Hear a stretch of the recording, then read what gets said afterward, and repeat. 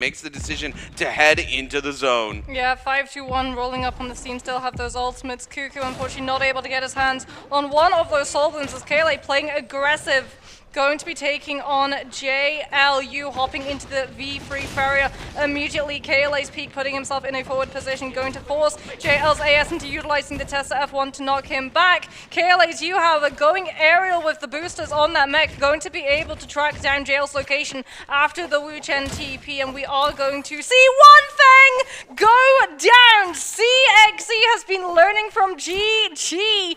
Fires the musket, snipes one thing directly out of the sky, and JL unfortunately do not have the opportunity to be able to turn back and pick his body up. KLA gonna be able to drop one and pick themselves up one of those blooms. There's 30 seconds left. They have to try and jump onto OUG or JL, otherwise they're going to be knocked out of this lobby.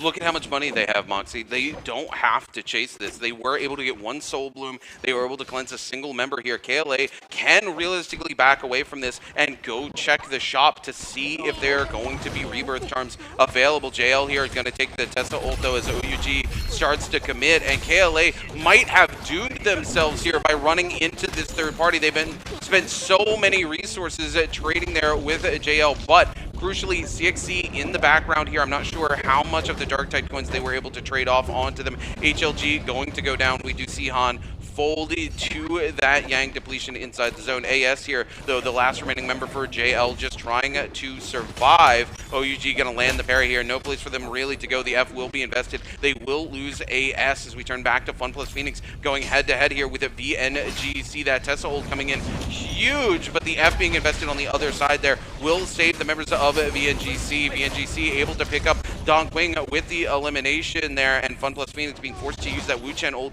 to get out of dodge. TE, in the meantime, the only ones that walked into a Realm of Yang, and the subsequent winner by default. We're going to see VNGC picking themselves up a Morris Blessing. They don't get to pick their buff unlike Realm of Yang, so they're going to get handed Draco Storm as OUG is the king getting caught in between. TE going to immediately go down to the repeating crossbow. VPV making sure to try and use the tree. Actually, no, he hides inside the purple invisibility bush.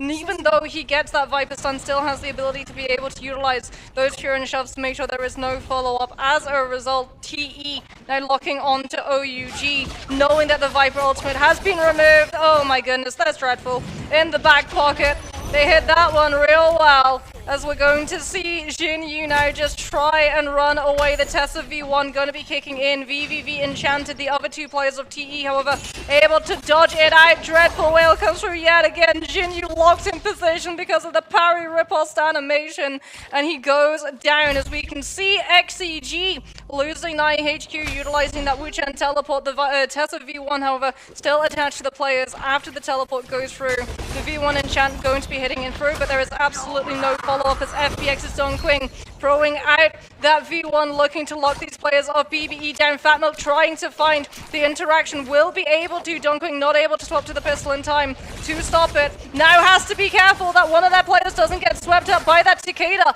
overholding the horizontal on that long shot to be able to find as much distance and radius as possible to land and connect onto those players so that they can kite back into the no-ult zone, and BBE turn instead onto the players of 5-2-1, allowing FPX the reset opportunity until they can come rubber band in with that tester and look for the third party. Fat Milk LMB into Benfic, puts Akame into the dirt.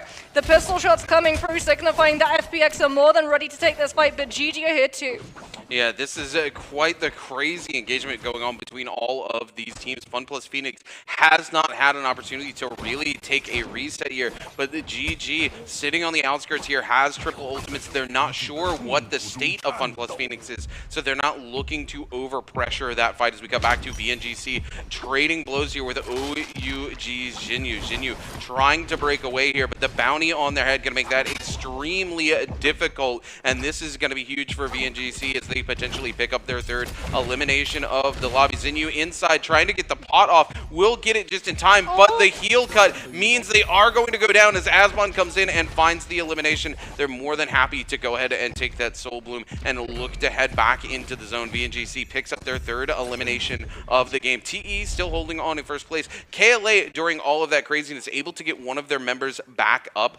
They did not trade a Darktide coin, so they only had enough in the back pocket to get one resurrection. So now they're going to have to look for a way to get their Yueshon back in here. They did bring the Yodo back to life, I do believe, as we take a look here. BBE yet again back at it onto Fun Plus Phoenix here as they pick up an elimination. Fun Plus Phoenix going to be forced to use yet again the Wu Chen ult to get away, and BBE want to give chase here. They know Fun Plus Phoenix has been on the ropes for the last 5 minutes. Water getting caught out by XCG here as well, looking to use that Viper V1 to get the stun here. They are going to get it onto one member, but NiHQ going to be able to come in and cover, but they are going to get dropped onto yet again as they come in. Fun Plus Phoenix will lose water yet again. Fun Plus Phoenix not able to catch a break this game as they continue to get locked down. We will see it come in there from the dagger, locking down another member. Zhao Hui will be eliminated, and Fun Plus Phoenix, their other member, runs back into BBE,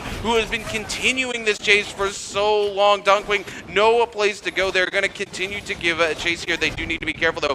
GG waiting in the wings, and BBE might not want to run this fight into the members of Team GG. XCG also waiting in the wings. There it goes, ladies and gentlemen. GG will pick up the elimination onto Dunkwing, and that is going to be it for Fun Plus Phoenix here in game number 2. Look, I appreciate the try using the Rising Sands to try and just keep yourself as aerial as possible, but GG, that's just target practice too safe for this team.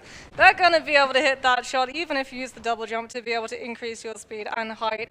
As that one kill picked up, everyone is going to back on off. They've seen how many players are in this area. No one wants to overstep forward because they know they'll be the ones everyone turns on to, everyone wanting to save those resources, especially with a Morris Blessing going to be spawning up in the area as well. TE currently leading the lobby, 9 kills, 1 away from hitting double digits before we even head into Zone 6. Absolutely insane stuff coming through from them. Gonna ring the bell, get a read on some of these players' locations, as well as go for a little bit of shopping, Sensei, from one of those teams that really does rely on Soul Jades to be able to play into and off of the back of that Takeda stagger. GG instead going to be coming in to potentially trying to open up that Morris Blessing, get grieved out of it, but Misky is still able to make it with the legendary armor.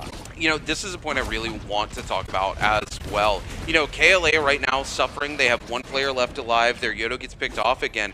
When we cut to them really trying to chase out of that realm of Yang, if you noticed, they had over 30,000 Darktide coins between the 3 of them. When we cut back to the current leading team in the lobby, Team TE, they just did a little bit of shopping. They only had like 4K Darktide coins. They are leveraging that advantage, and that is something extremely crucial that some of these teams do not do enough of. They are able to find a ton of Darktide coins off of eliminations and such, but they don't go to the box. They don't leverage that advantage, that scaling that they've been able to get for themselves, Moxie. Yeah, I think KLA, though, they're probably holding on to that money in the back pocket, hoping they run into a dealer that has a rebirth trump left.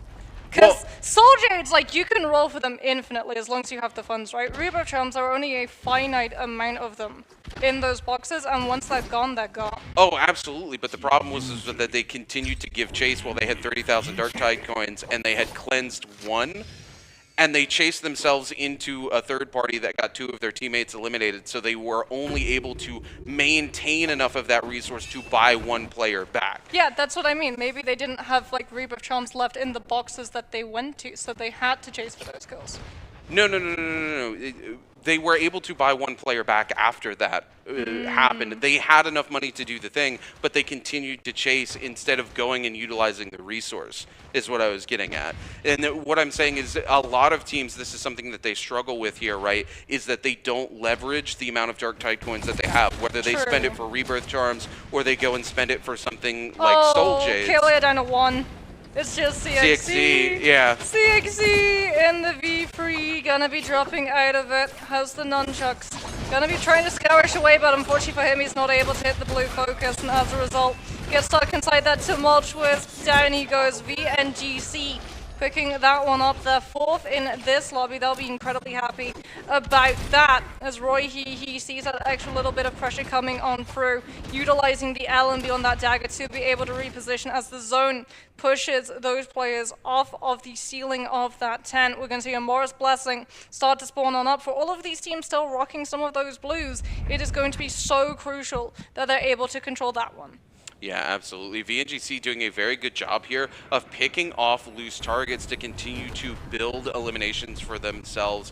As we take a look here, XCG trying to secure a Morse Blessing for themselves. Zhaonan on some cannon shots starting to come in, but the team threatening the space up above, going to make it much easier for Zhaonan to be able to secure this. The wind walls all coming from that one direction, but it looks like XCG has been able to secure the Morse Blessing there with that legendary set of armor on to Viper Ning. No surprises here. This is a hero who has to engage onto teams and dive into the middle of them to get the maximum value out of their ultimate, so it makes sense to give them the maximum amount of survivability. Roy he coming in there with the Dreadful Whale, just showing off that they have the Soul Jade, so no one tries to push some pressure onto them. XCG incredibly happy that, like you said, they've got that legendary armor. That Viper is going to be much harder to be able to chunk through when they're setting up the V1. Unfortunately for the Viper, there's not a lot of high ground left over on where this zone is going to be collapsing, nor are there all that many trees for you to be able to posture on up on and drop down with as that V1 comes on through. So even more crucial for XGG Zhaonan to have that comfort, have that survivability of the legendary armors. Scatter shot starts to come through, putting pressure onto XCG Zhaonan, running around with the right click on the pulse. So they want to occupy this space. They want to have this bubble of safety so they don't feel pressured into utilizing those resources. We're even going to see NightHQ just throwing out the legendary Soul Jade of that fan on repeat. Miskia trying to get 3-3-0 up and alive. They're going to be able to do it off of the back of LXM's ultimate 3-3-0, but back in to the lobby. That zip sustainability going to be keeping GG topped up. Unfortunately for them, however, that Tumultuous ultimate is what was stopping all of the range projectiles coming through and bullying GG into utilizing all of these other ultimates. Miskia, as a result, running that Takeda ultimate, not cancelling it out until GG have been able to carve themselves a safe spot, so no one can fully commit in. If they get close, they're going to get shoved back. Yeah, absolutely. Team GG here, though, trying to carve out that safe space, are not going to be able to find it, as TE sitting topside here with the cannons, just going to continue to keep the pressure up. They see Miskia in the bush as well. Miskia not able to find a respite for even a single second here, as Team GG gets completely separated because VNGC comes in from the side to collapse onto them. Miskia completely separated from the team. 330 into the Hep to detach on the side of Team TE, but now VNGC coming in hungry here. Absolutely just going to tear through the shield of TXJ here. They are going to invest the Temi ultimate here to buy themselves a little bit of space. BBE wanting to come in and try to collapse onto them and create a sandwich onto TE as well, but unfortunately not able to deal with the Temi ultimate. TE will hold on to the side of the rock here, but VNGC coming back in and will now invest their Temi ultimate, knowing that the other Temi doesn't have it available to cover for the entirety of the team. Roy looking to come in and continue to lose that merciless havoc to their advantage, and it's going to be BBE Snack who is on the receiving end. The ultimate going to be popped there for the Zipping Yang as they continue to lock it down. Loves taking a ton of damage here. BBE's Fat Milk will go down to Asmon, though. Loves will go down to LXM, and VNGC need to find a way to get their third player back in, but it's going to be Asmon who goes down to TE's TXJ. A bow shot coming through, so VNGC going to be left to a single player. Roy here just trying to stay alive and keep it up for VNGC here on the Takeda. Is going to be extremely vulnerable. Going to come in, looks for another elimination, though, on to BBE, and they will find BBE's Ivan and go to 6. Roy even amidst all of the chaos, is able to leverage the opportunity and find more eliminations. XCG unfortunately cut off by the Tumultuous ultimate. TE, however, 12 kills and counting, absolutely stacked in terms of those Soul Jades.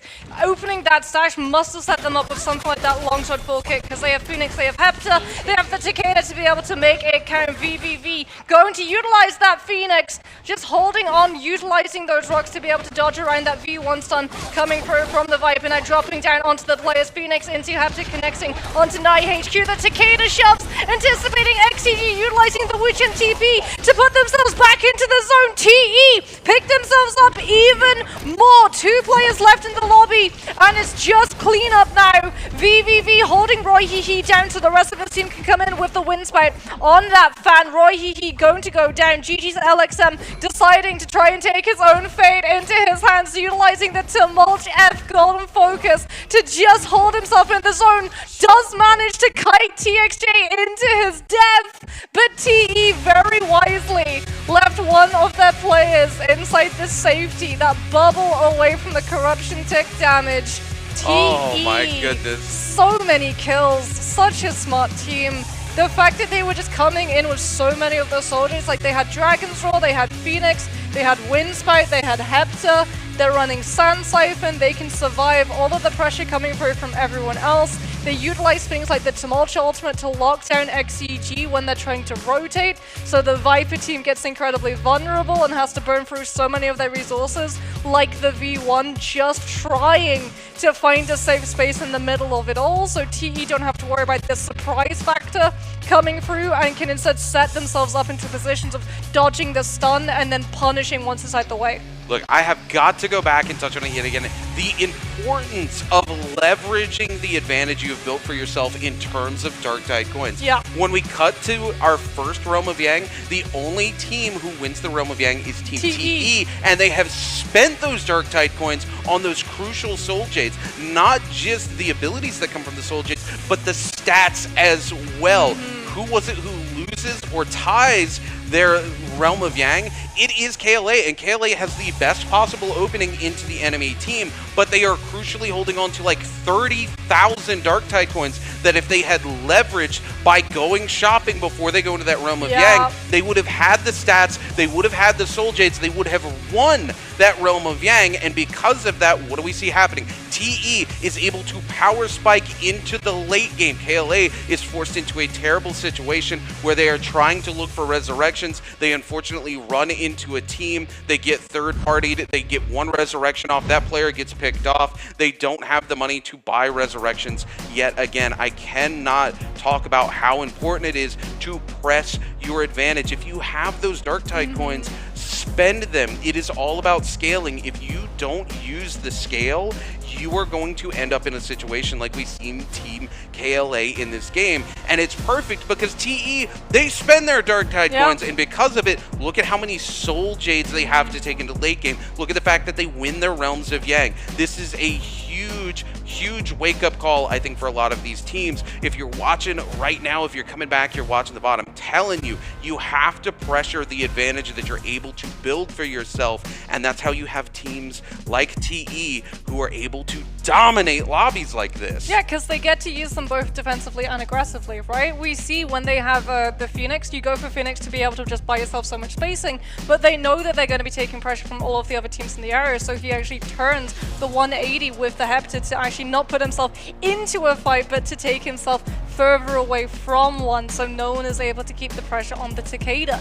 And it's very ironic that actually the team that really started pushing rolling for Soul Jades as early as possible is one of the teams who's not here, is one of the teams actually who's lifted that trophy twice in 2 years. J-Team were actually the team that first started pushing, having the money, going for those kills, looking for those shops to be able to just roll for Soul Jades and dominate into mid-game as a result. Look, this is something for those of you who are watching from home and haven't played Immortal War may not know.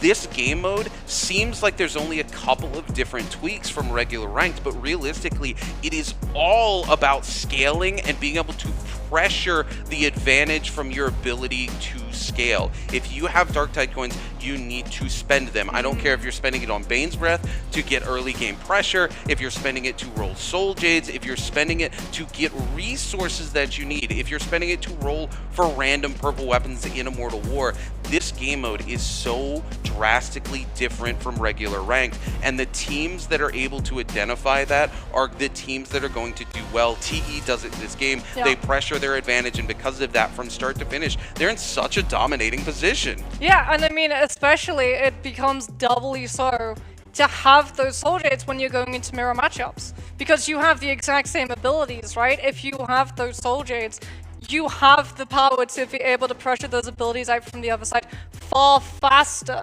and hold on to them. As a result, we see TE every single time a fight seems to take a little bit of a turn against them, out comes one of those soul jades and immediately it swings back into their favor. We call them soul jades of destiny for a reason. If you're able to pick them up, you are almost always destined to be able to come out on top of every fight that you take, and you can see it reflected in the scoreline. TE comes in with MVP, picking up so many kills, and that is great for them because, yet again, the Sand Siphon composition is the best composition in meta. If you have a pop-off game and you pick up a huge chunk of points, you want to do it utilizing the best composition so that spending those hero points is not a waste.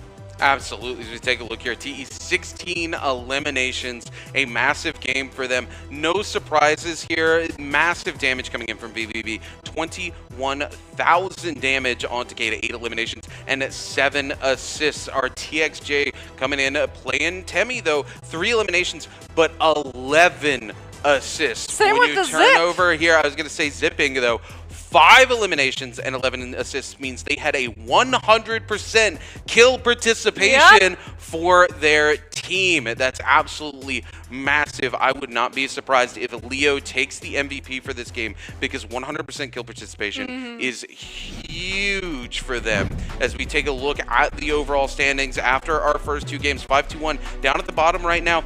Not a good day for them. They were able to have a little bit of a better game this time around. They put 5.1 points on the board, but they're still sitting there at the bottom with a total of 5.9. DRG, this is a team we talked about. They feel like they're still holding back, Moxie, and it's not the time. They're currently sitting at 11th place. These points matter.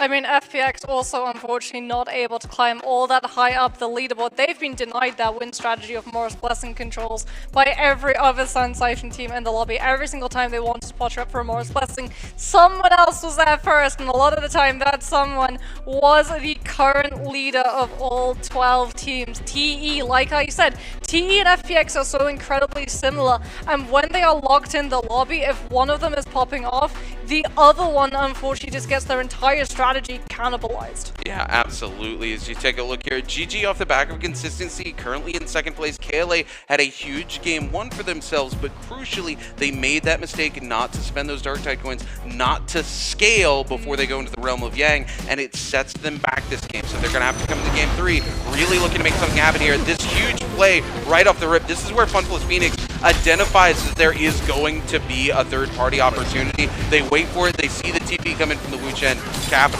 TE here off to a huge start when they pick up these eliminations onto BNGC. XCG here trading blows with the members of JL. And JL, this is where AS, look, parry number 1 on the board. Uses the F to survive. Comes in. What do? They throw the blue again. Parry number 2. They come back for the weapon. They go, all right, I'm going to go for the blue here.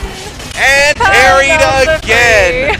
And AS just completely separated from their team. There's nothing they can do there. They continue to throw the blues and get punished for it. Oh, this is such a shame coming through from those players of FX trying to run away. They just get picked apart by every team in the lobby. XCG's Zhao Nan able to actually find that CC of the V1 onto Miski, who wants to hide behind the rock, doesn't manage to make it, and as a result takes so much damage off of the Pulse Sword and that Zone Corruption.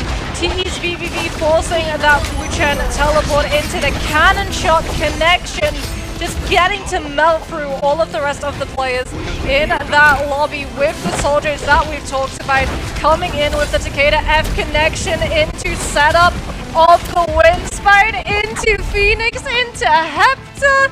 TE's coordination. This is why they're one of my favorite teams in trios to be able to watch. And you know what? It's not Leo who walks away with MVP. It is instead going to be VVV on that Takeda. Insane amounts of damage done for him, and a huge majority of it done with the cannon.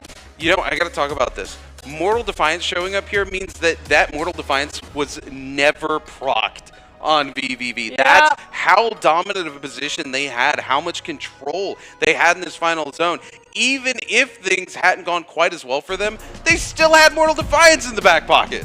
Yeah, insane stuff coming through. Like I said, TE, when they approach those final zones, they always have something in the back pocket.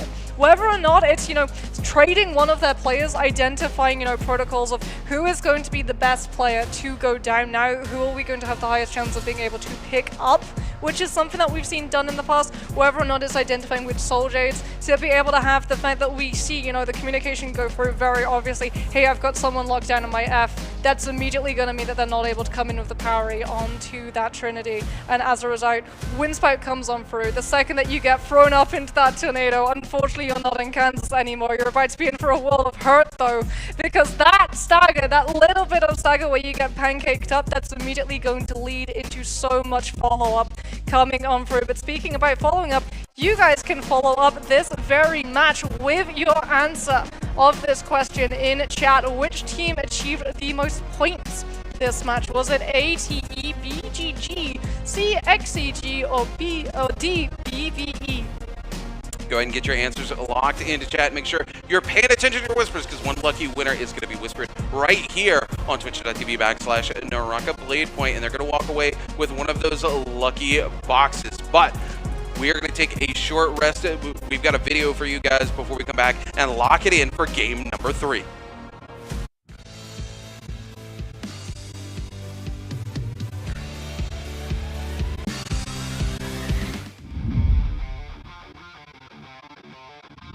From the cannon shots of the Ferromech, when it's going to be utilized, BNGC's mind and Ascon trying to hold them in position. We're going to see Unique actually go down. The cannon also being picked up. Now it's just Pampy. They're going to be able to pick up 2 of those soul blooms. One of these players hasn't been cleansed. Do they make it in time? I think they do. The F1 being invested here. He just needs to walk into one of those blues. He's not able to force one just yet, but they are taking control of this fight as TE's TXJ goes down. VVV will take Ivan down though, and now it's a 2v2, ladies and gentlemen. The Wisps coming in, invested TXJ though. Oh my goodness, he picks up Fat Milk there. Now it's a 1v2, but both of these players so low. Snack finds one. He needs to find the other one here. He's gonna opt to go for the reset here. 32 seconds.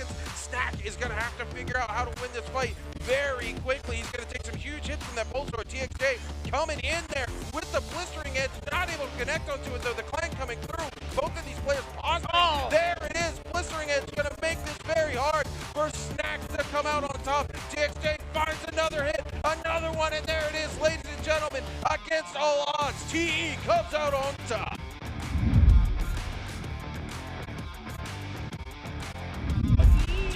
Take 2 with the Viper roll coming in, and they actually get the stun, dropping down on top of BNGC. This is not what they wanted.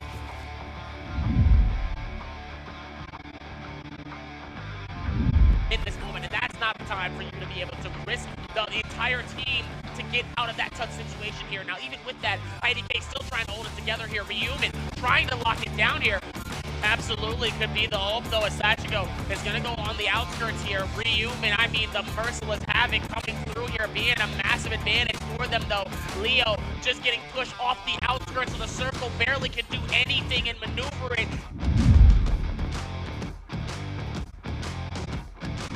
They're trying to dip out of this as best as possible, trying to dive bomb out of this contention, but TE holding strong the flame breath, able to capture them inside this corner here and just giving them so much of a barbecue. Hey, can I get my number 3 like always, baby? As now it's going to start to skip through. The sand siphon comes in. They're going to corner them off the outside. Roy Hehe trying to stay alive, but it's not going to be enough as TE is going to be victorious in your game number 2. Yeah, TE, man, what a... We could write a textbook on this final circle and how they were able to come in and literally bully these teams out of the lobby. KLA coming from the top side here trying to hold on, but TE with the 20 bomb, they're going to go to 21, ladies and gentlemen.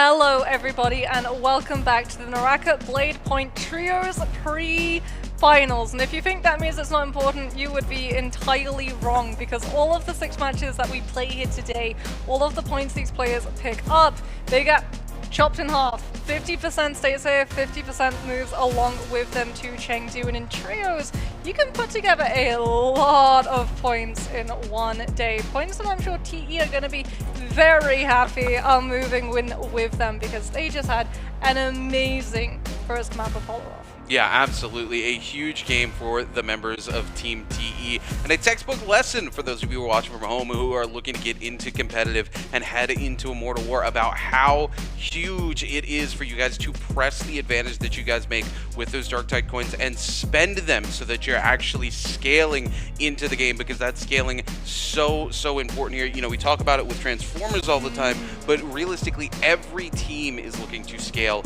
into late game, even if you're a comp that's not running heroes that use those better weapons to scale. Speaking of scaling though, for a quick second, hopefully you guys can scale your way into some goodies here. You need to head on over to the website or straight through the client and answer this prediction, and if you get it right, you're going to walk away with some goodies. Which of the following 2 teams do you think is going to get the highest survival rank in the next match? Do you think it's going to be A, Team BBE, or B, Team DRG? Get those answers locked in for a chance to walk away with some goodies, including the opportunity to walk away with that Jacob Banner spear skin. I mean, it's a good one. It's a very nice one, and Rune, it is also incredibly rare.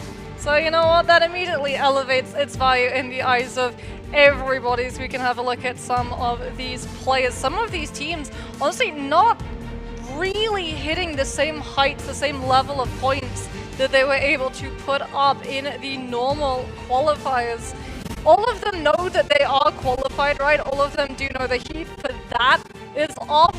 They are guaranteed to go into Chengdu, which is the reason why I think we're seeing a lot of these teams hold a couple of things back. But like you, pre-finals are incredibly important. I really do hope that they just do not find, even with holding back the strategies when they make it to Chengdu, the points that some of these other teams have picked up is just too insurmountable to be able to bridge. Well, you know what? They will have 6 games no matter what. And, you know, realistically, if you can come in and you can win 6 MVPs, anything is possible. True. So, this is still a very important stage of the game for these teams. It feels like certain teams, cough DRG, are holding things back. They have had such a good strategy developed throughout the year. Yeah. They're trying not to give it away, and they know no matter what, they are going to go to Chengdu. They're going to have the opportunity to utilize those strategies there, but crucially, they've got to put some points on the board today so that they don't have to win 6 games in Chengdu to walk away the champion.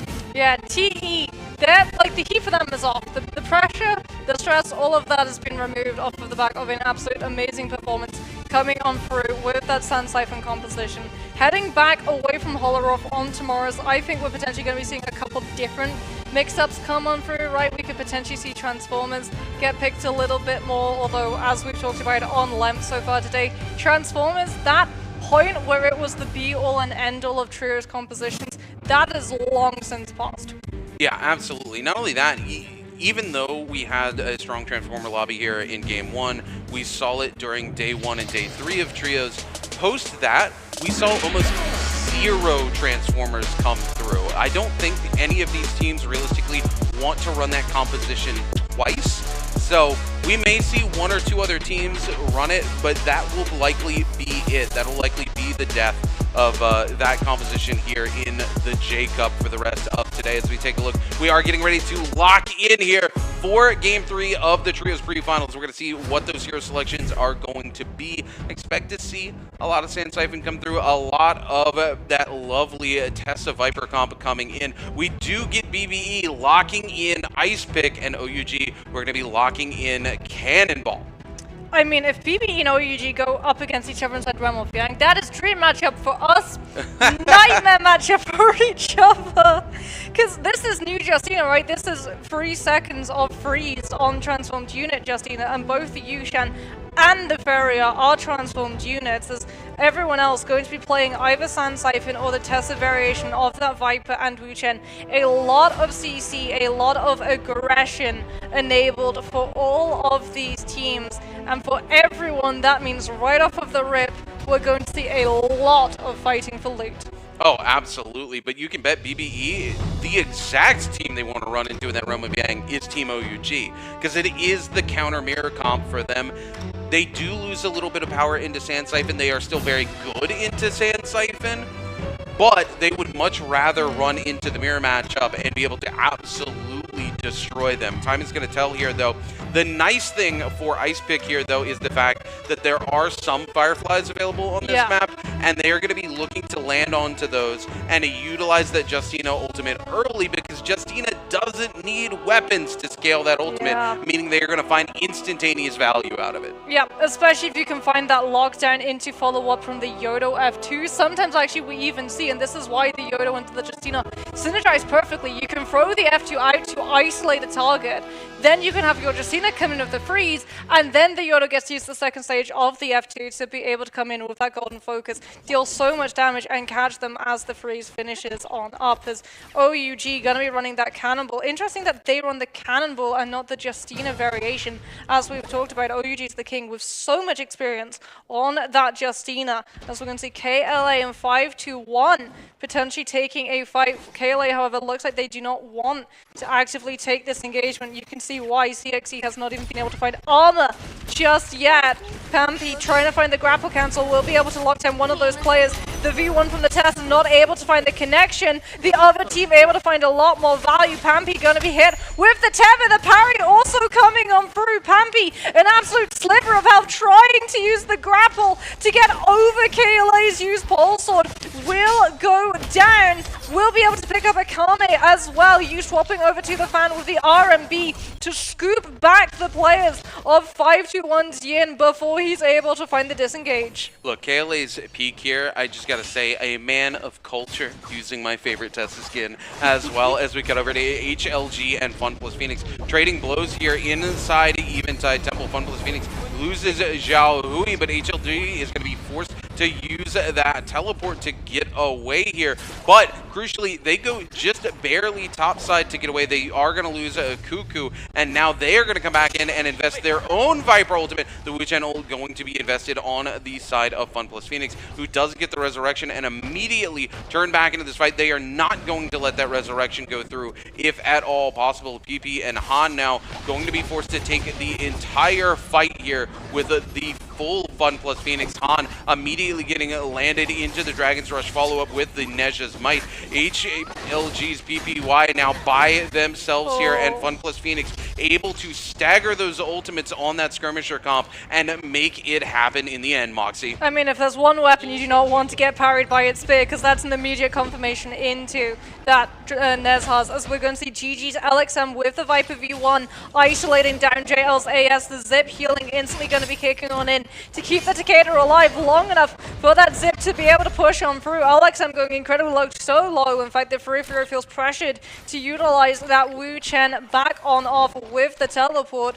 GG having to give up the kill. JL more than content to try to chase them down. They know with how mobile that F1 is on the Zip, they have more than enough sustainability to keep this pressure up. GG potentially trying to kite towards that no ult zone and knock out JL's potential of being able to utilize anything if the fight goes on too long. Free throw with an absolute gorgeous parry going to be coming through. There's the no ult zone instantly going to be hit into JL's one thing, going aerial to come down with the purple scoop on that staff, overholding, finding the connection onto LXM, who's going to get parried as well. Miskia trying to cover with the golden focus on that staff, not needing to hit confirm to be able to buy that space back on up, but it is unfortunately not going to be enough. Miskia goes down to the further numbers of JL's team, and Sand Siphon is able to take down the counter. Yeah, this is absolutely huge for JL. They're able to come in. They clutch out their fourth elimination of the game. Team GG thought they had the strategy. They thought they were going to be able to position to that no ult zone and come out on top. But off the back of the staff dropping down onto not one but two of their players, it was just too much damage for Team GG, who is still trying to find a full reset to come back from, realistically. So JL off to a tear here at the start of game number 3. KLA here looking to pressure over on onto XCG, and this is a typical strategy you see a lot of these teams do, utilizing the treetop movement here as they pressure teams to look to get that full ult charge for themselves in the early game, because not a lot of those Fireflies available here up near Sunwings, but there is really good loot. So you're going to see KLA continue to try to keep the pressure. They are going to be pressured off just a little bit by the members of XCG, who are able to find multiple of those range shots. So KLA playing a little slow here. CXZ takes quite a few shots, and now XCG sees an opportunity to pressure in. Zaunon really trying to come in with the pole sword from up above. He's going to look for it again. He's going to throw it early. Will find the F coming through from the other team. Zaunon looking to capitalize heavily onto it, but it's going to just get completely locked in by the members of Team KLA as they come in. KLA will lose CXZ as the re-ult activation coming in from the side of XCG there, and their Tessa, but their Tessa going to be locked down now, and the Wu Chen ult is forced to be invested on the side of XCG as they have to get Zaunon back in if they want to find any value out of the fight. HLG here taking a fight with Fun plus Phoenix yet again. This is a nightmare scenario for the members of HLG, who have already been eliminated once they do not have those resurrections. They were able to avoid the Viper stun, the F being reinvested here by Cuckoo, just trying to hold on and come back in. PPY trying to cover, but a huge Fan LMB coming in, and that's going to be all they wrote for Cuckoo. The Viper ult's going to come in, but Han going to fall to the Tessa ultimate, canceling out the Viper ultimate. A little bit of a player mistake on the side of HLG, and that is going to be it as they get sent back to the lobby by Fun plus Phoenix. RMB into first stage focus coming through on a purple katana. That is lethal. FPX's team coordination shown in absolute full. Speaking about team coordination, we immediately cut over to TE, who look like they've been utilizing a little bit of their money to roll for some of those Jades yet again. Rune incredibly happy to my left as he looks at how this team is going to be scaling, as this is a Sand Siphon composition looking to push themselves into that first realm of Yang, having the edge, having those unexpected soul Jades this early on in the back pocket is going to give them such a huge win advantage over whichever team they find themselves facing up against as 5-2-1. Going to find themselves still with blue armor, purple weapons at least. Not really a lot of coins either to their name. Yeah, 5-2-1 here, struggling all day to realistically find that scaling. Their game one was extremely difficult for them. Literally every time we got to them, they were literally being cut in half by another team and looking for resurrection. So they were forced to spend basically all of their Dark Tide coins on resurrection charms just to get the team back up. We saw it happen almost four times. We're see Leo here investing that Moon Bane charm that TE bought early. Again, utilizing those Dark Tide coins to their advantage here, and we see Team JL now on the hunt here for Team OUG, trying to give chase here. JL, I do believe, with a bounty on their head here, but they are going to continue to pressure OUG. No, they have the bounty onto OUG. I apologize. The map updating a little slow there. VNGC here chilling out. They see Fun plus Phoenix running by, and VNGC not wanting to take the fight. They haven't been able to find the scaling that they want this game to pressure these fights, and they do know that those Realms of Yang getting ready to come through as well. So realistically, trying to save those ultimates for an opportunity to take into Realm of Yang. Well, I would imagine, yeah, there it is. TE dropped that Bane's Breath too. Oh my goodness. Did they drop it to bully off teams from being able to walk into a Realm of Yang? It does indeed look like that's exactly what they've done. KLA on the outside of that Bane's Breath, unfortunately not able to walk through.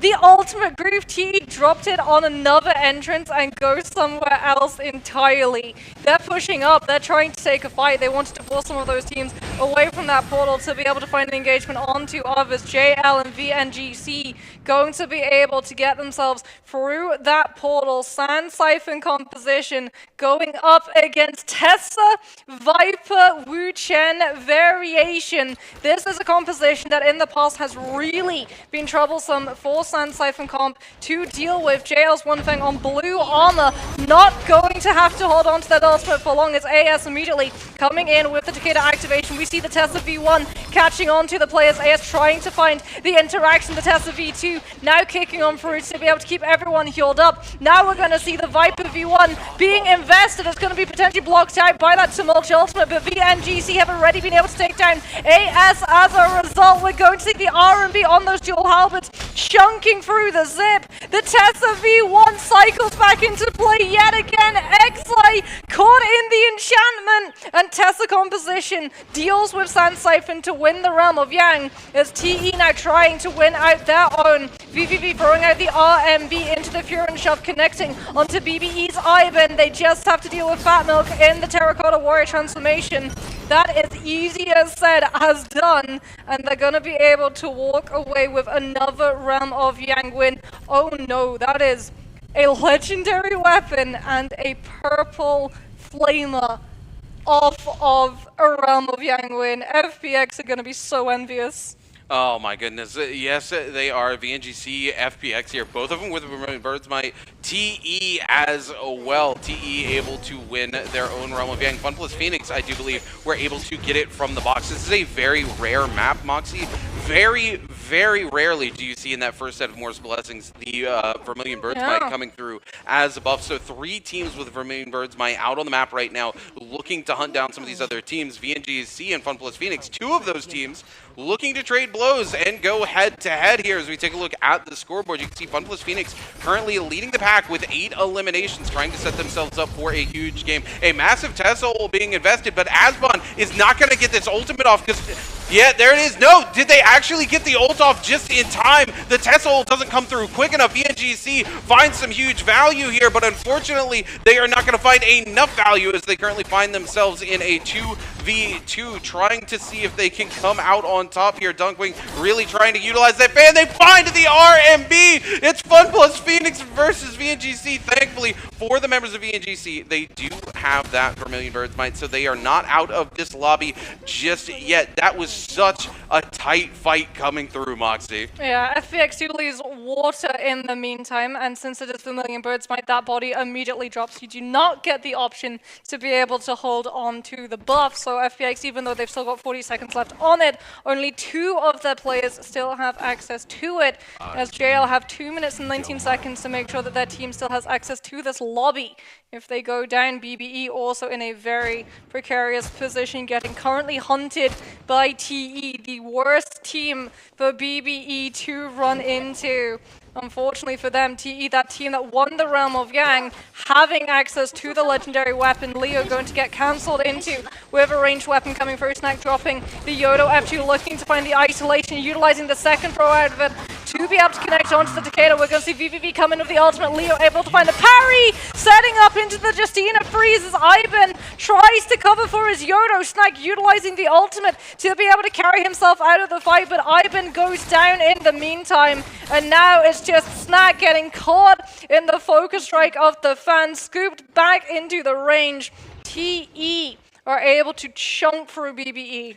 This is so unfortunate. The BBE here was just completely split. The target acquisition was off. We even see the Justina freeze come through while the Yodo ultimate is there, and the Yodo opts to throw it another direction instead of potentially picking up an elimination and turning it into a kind of winnable 1v2 for themselves.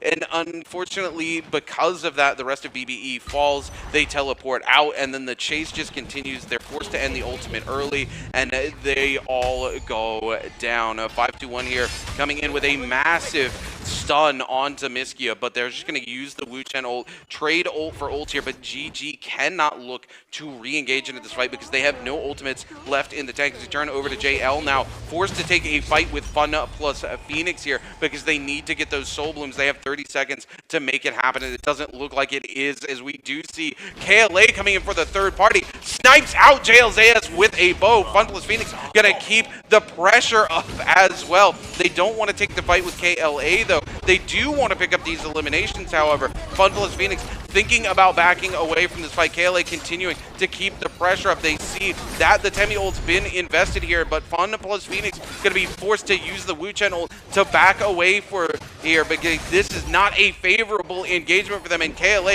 is going to come clean up all 3 members of JL. Oh my goodness, KLA throwing out the Universe Slash, one of the easier to parry legendary Soul Jades in the game. CXA absolutely stacked in terms of utility for that weapon with Cavalry Bloom as well. They see VNGC on the horizon. FPX could potentially try and turn back into this, but I think they are going to be, posturing up. They have, other concerns, one of them being that realm of Yang. They want to be able to upgrade into all of that scaling. T also wanting to try and control all of that power creep coming through for these compositions to be able to deal with. They're not going for the realm of Yang. Instead, they're just sitting on the dealers at the moment, definitely rolling for some of those Soul Jade upgrades to the weapons. JL potentially, actually that's KLA, KLA's you, ever so slightly just hidden by JL's bodies that have been left behind. Potentially going to be running into TE and chasing them off of that shop as GG's Miskia balancing on top of the tree as the Morris Blessing starts to spawn on through. TE now away from the box. We're indeed rolling for soldiers. KLA moving into position, wanting to try and get some of what was left. What have they been able to get their hands on as a result? Realm of Yang now going to be opening on up. FPX potentially having taken it, but so far we do not see any of those headers saying that one of these teams has decided to take that portal. KLA moving into position could potentially put themselves into taking it, but I think they're just looking to grief. Yeah, GG here actually gonna have moved on to the Morse Blessing and picking up a Draco Storm. We're gonna see OUG and DRG going head to head, but that Draco Storm coming in as GG looks for the third party. The King completely caught out here. A massive parry coming through, and the King gonna find a little bit of value out of that ultimate before the Tesla ult comes through, and then the King gonna quickly be eliminated off the back of 330 with the repeating crossbow. SS so low here. Miskia really trying to come in, will find the pillar though, as SS lives to fight another day. And the third party from 5-2-1 as they sit topside, continuing to keep pressure onto both of these teams.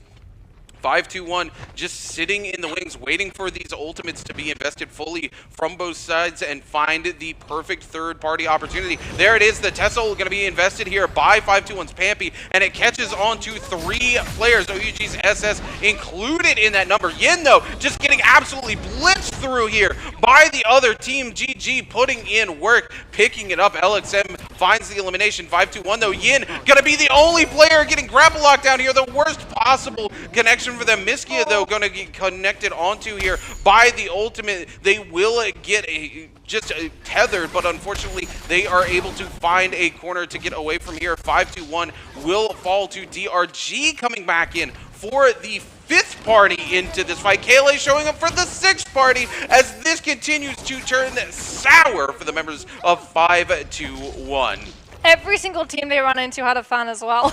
Every single one of the players from 5-2-1 gets held into position by the RMB on that fan and just followed up after by everyone else in the team. GG now playing with OUG's Jin. You will take him down eventually with the dual halberds. In the meantime, TE were able to get themselves into a Realm of Yang, the only team that entered the Realm of Yang. So their kill tally does not go up, but they do, however, get access to the Mystic Might with the damage reduction, which they're going to be more than happy about being able to use and get aggressive. With 88 seconds left, as well as all of the intel of the players in the area. GG's free throw showing off one of those legendary soldiers, a dragon-like might picked up for those dual halberds, as it does look like everyone Rune is now looking to scale on up. TE, going to be picking up that Valiant Challenger.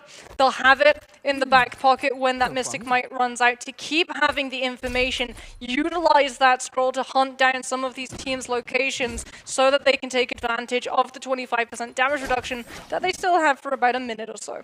Yeah, absolutely. GG here extremely happy with how many eliminations they put on the board with that Draco Storm. They literally go from like no eliminations to 7 eliminations. They pick up 5 of those eliminations on the back of that Draco Storm. And all of those skirmishes that go down. Oh, that's Phoenix Inhabitor, I'm pretty sure. VVV's not going for the focus strike cancel, he's going for the horizontal. That is a sure sign of Phoenix in the back pocket.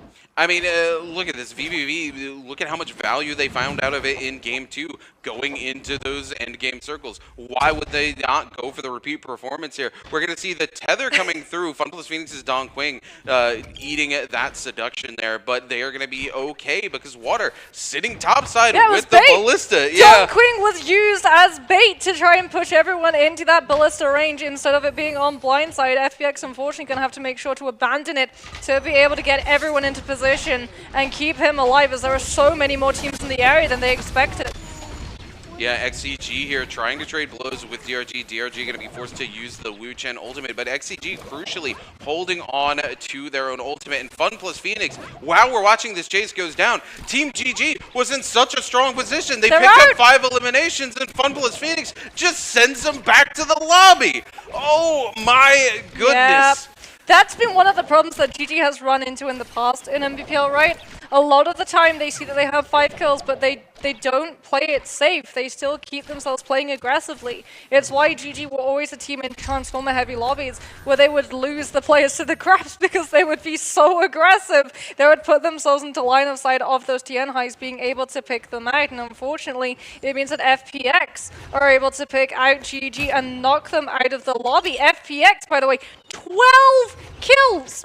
12 kills, 18 players left in the lobby, and FPX have already been able to put themselves over double digits. TE also in the running to be able to walk away with an MVP. I believe they're on something like 6 kills themselves, so they're going to be incredibly happy and looking to try and bring those kills into the top 5 teams standing. We're going to see Ballista come through from TE this time around. I tell you, TE and FPX, they are so similar in their strategy, literally utilizing the exact same thing. That Ballista coming on through DRG, forced actually into just sitting behind the Wu Chen wind walls to block the range projectile as TE goes on the hunt. The Ballista looking to try and catch some of these players. The Morris Blessing spawning right next to it. And TE with control of Ballista this early on are going to make it so hard for everyone else to approach. Look, this is one of my favorite things to do when I've got a bounty locked onto my head, is to jump onto one of these ballistas. If you have never successfully landed a ballista shot into the middle of somebody's chest who's grappling onto you while they have a bounty onto your head, you just have not lived. It is so just satisfying, and TE knows it as well. Not only that, they're going to be able to take control of this box. Nobody is going to be able to contest them here, as they just have ballista control. Well, there's no more tumultuous. Yeah, there's no Temmies left in the lobby outside of theirs. They're going to come in. They're going to get this box completely for free. That's a legendary swarm, a set of legendary armor to go on to VVV here as well. Not sure if they're going to take the swarm or find anything else from the box here, but even just that legendary set of armor is going to set them up for such a huge end game, Moxie. The problem is they're going to have to contest with Fun Plus Phoenix, who already have 12 eliminations under their belt heading into late game and have done so much scaling. Oh, are we going to get a Shadow Jade mine final zone? Okay, that's going to make the Tesla even scarier to play into. It's going to make it harder for the Viper because there was just so much scenery and terrain to be able to hide and block line of sight with the V1, but that just sets the Tesla up to have even more strength and power. That's why Tesla is so good in this composition. Not only do you get so much more CC, it covers the bases of the weaknesses. So you're always taking a fight where you're on favorable ground, either for the Viper or for that Tesla. As TE going to be taking a little bit of pressure, TXJ losing some of that purple armor as they try and rotate Takeda composition, really wanting to take control of one of these rooms. So if they get pushed upon, you go directly into the blender of the ultimate, and a lot of the time just having the presence. I hear an overcomer. You and me, same brain cell, Moxie. Immediately was like, was that an overcomer I just heard in my microphone? Yeah, we're not near Imperial. We don't get the horse noises going on through. That has to be an overcomer Soul Jade. Someone's utilizing that movement to be able to get themselves rotating to some of these inner rooms as quickly as possible, so they don't come under too much pressure, that the team that pushes them tries to actually think they have a chance of taking that engagement and finding the kill. Speaking of, yep, I hear it! I know there's an overcomer on the field. Unfortunately, it's incredibly easy to parry, so I think we're only going to be seeing it from zoning purposes. It's extremely easy to parry unless your name is Takeda and you've got Furins to back it up into the late game where you knock somebody sideways, you hit them with the initial stage of it, and run them out into the zone, Moxie. So somebody here clearly setting themselves up for the late game. This is Moxie's favorite noise to hear. Moxie loves some ponies coming in off the back of that overcomer here. We're taking a look at DRG, who unfortunately has not been able to find the scaling they want into this game. They have 4 eliminations, though. They are trying to head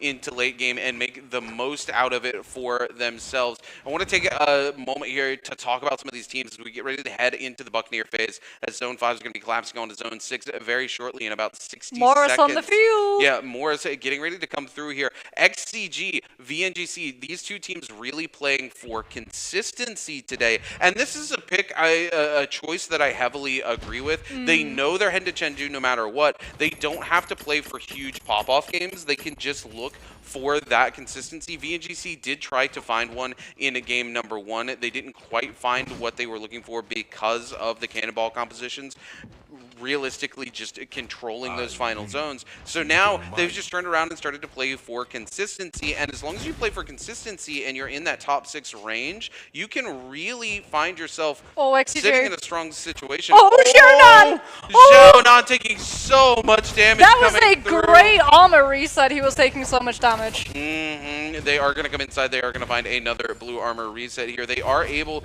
to find a gold set of armor to put on that Tessa. Quite crucially, though, they're looking to dip back to the box and go in for seconds. DRG Sanzi coming in, going to take some of those shots. XCG, though, they really want those seconds, but they are going to be forced away here. The Wu Chen going to be forced to use that F to buy the resets for him and to buy them back into safety here as we hear that burst arrow coming in off of the bow, and so many of these teams saying, we are not going to let you dip your toes in for seconds. TE did indeed pick up that legendary swarm. I believe it's in Leo's hands as they're going to try and rotate the zone, pushing them away from that safe little corner. They're going to do the exact same thing, carve a space out, play out of notice, out of attention, while still putting out a little bit of pressure coming through from the cannons onto these other teams, try and rip through some of those resources. And inside a fight, KLA taking so much pressure from FPX up on the high ground. Flames Ref on the cannon doing work, hitting onto these players. You can see the second that one of those cannonballs connects from water, instantly that yellow tick, and as a result, CXC actually having to utilize the V1, doesn't actually manage to use it to find a kill. They're literally just using it, throwing it in to be able to rotate safely with that Wu Chen ultimate. Now, unfortunately, they're going to be so vulnerable. You don't have the ultimate from the Wu Chen to disengage the Tumultuous ultimate. TE see an opportunity, grab KLA's U as a result. They will get hit with the Tessa V1, but your Sand Siphon, you're able to heal up all of that pressure immediately. VVV did force the ultimate, however, to be able to use those shoves so that FPX doesn't drop onto them, who've instead turned their attention onto VNGC. Caught on the low ground, Roy Hihi incredibly low, having to utilize the Tessa ultimate coming on through. There's the overcomer! FPX's water! Taking advantage of Donkwing's V1 stun. Easy to parry, but not easy if you're enchanted and not able to red flash. That was mean. Oh my goodness, we love to see the overcomer coming in, and wow. While that takes place, XCG will pick up the final remaining member of KLA and send them back to the lobby. VNGC's Asbon here really trying to use that ultimate to cover so that they can get the resurrection onto their teammate. Not quite able to find it. DRG Sanzi so low, though, and XCG's going to pressure in, looking to clean up these eliminations onto VNGC. VNGC, they kind of commit a little too much to try and get this resurrection here. They make themselves even more vulnerable. Asbon able to find a little bit of value here, but XCG just going to continue to give chase here. The bow shot's going to be coming in from LXH here to pick up that elimination onto Asbon. TE, though, sees that XCG burns too much. They burn their final Tessa ultimate just to guarantee that elimination, and now TE can pressure in and find value off of it. DRG Sanzi will actually find the elimination onto NiHQ, and XCG will lose their Tessa, a crucial piece of the puzzle for that team as the zone continues to collapse. It is Zone 6 collapsing on to Zone 7. A massive Viper ult threatens the entirety of the lobby, but OnePlus Phoenix's Zhao Hui will find the elimination off the back of the bow before that Viper V1 can stun the lobby out. OnePlus Phoenix now looking to clean up the rest of DRG. Water stuck in the zone here, taking a ton of damage immediately into the Temi ultimate here, and that is going to be it for Zhao Hui as TE continues to take control of the lobby yet again, but I don't think they can walk away with the MVP. There's not enough eliminations here for them as they continue to look to clean up the members of XCG and a Fun plus Phoenix. Zhao Hui coming in here, Zhao Non here really looking to just clean things up, but they're able to get away from the sun. XCG going to be locked into the Phoenix Blast, into the Hepta. Follow-up Phoenix will clean up the elimination. TXJ is going to go down. Oh my goodness, that is it, ladies and gentlemen. TE picks up the eliminations. They take the first place finish. I don't know if it's enough for them to walk away with the MVP. It might still go to Fun plus Phoenix. Oh my goodness, I cannot believe it. Like I have said, Spider-Man meme in full effect right there. TE and FPX, the exact same game plan coming on through for this team. Both TE and FPX, they have that knowledge. They know the zone is going to be collapsing. They know that's when their composition is going to be able to find the most value, not just with their ultimates, but also with the Soul Jades that they have equipped. And as a result, both of them meet directly in the middle. It looks like it's going to be FPX walking away with the win, and then TE come along, drop the Tumult ult, cordon FPX's water away from getting back into safety as a result. He doesn't have the V1, he isn't able to carve that safe space out for him. So when FPX get aggressive and try and chase down all of those players who ran into the zone, they play themselves directly into TE's hand, who yet again made sure that they'd scaled all of those Soul Jades to have in that fight. You see it coming through from the Takeda, Phoenix into Hepta, immediate follow-up, really good stuff coming through from this team that have very clearly identified the win condition of Sand Siphon and make sure that they hit it every single time they run the comp. Yeah, absolutely a huge game for them, and it's going to be their second MVP here with the back-to-back TE setting themselves up for an incredible day, like you said. And again, it comes down to that scaling, right? They know that into these mirror matches that they are going to need those Soul Jades. They are able to find the crucial Soul Jades. They put them onto Takeda because they know that BBB is going to be able to find those shelves with the guaranteed follow-up. And if you are forced to eat Phoenix Blacks with the follow-up coming in from the Hepta, it is just so much damage. It is so much pressure being put on to your entire team that you are forced to spend ultimates, you're forced to spend resources that this team TE doesn't have to, and at the end of the day, that is how you win games. I mean, not just that, but the fact that they're able to control the Morris Blessing. Like, they see it coming through, they know that Ballista is in the area, they make sure ahead of time that they are sitting directly on that Ballista seat. So not only do they guarantee they're the ones that make off with the legendary armor,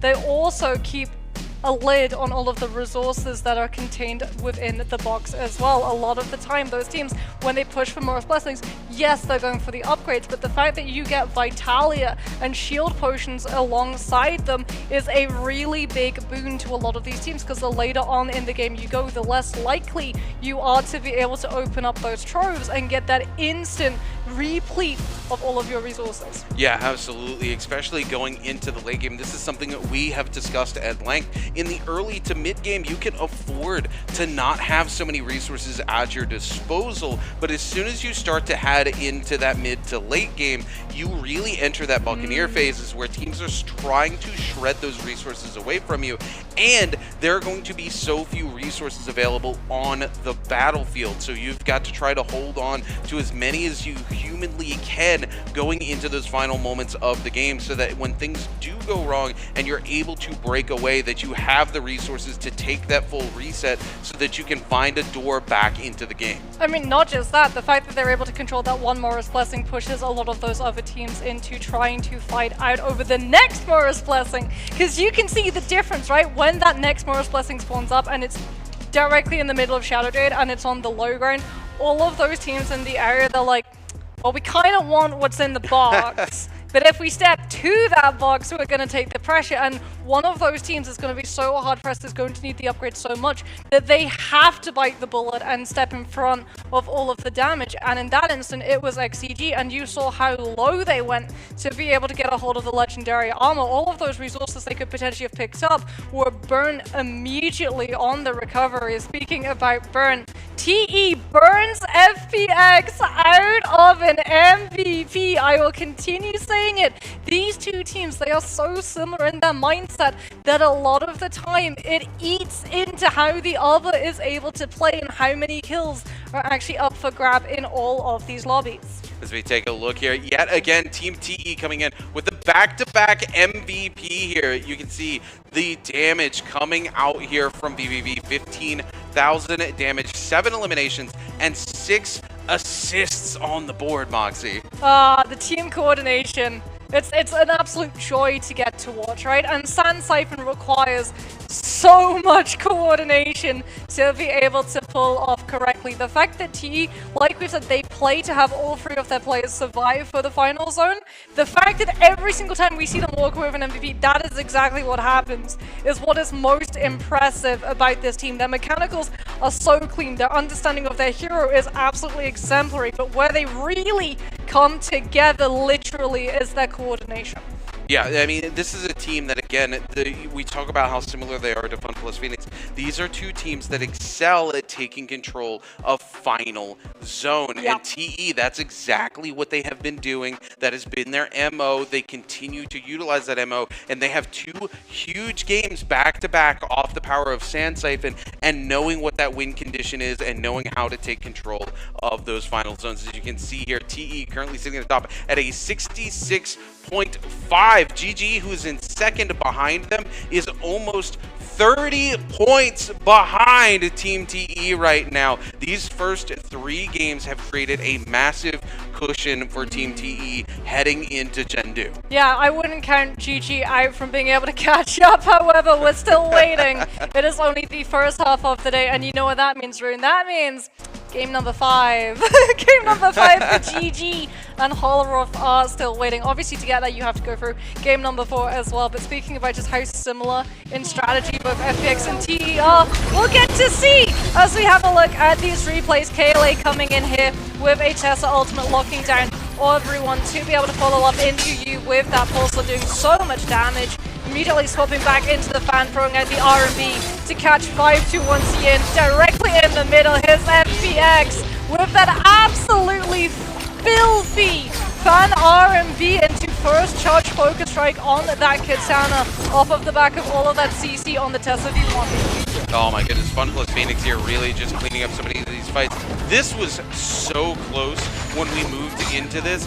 BNGC did manage to get that V1 ultimate off there, but they weren't able to find any more value out of it outside of the single elimination. And when we go to 2v2, Dongping is able to find both players with the R&B off of the van, and it's so much damage. There's nothing they can do. Team TE here turning on to BBE, and just absolutely massive. This is where BBE just crumbles. They fall apart. There's no coordination. I've been completely separated.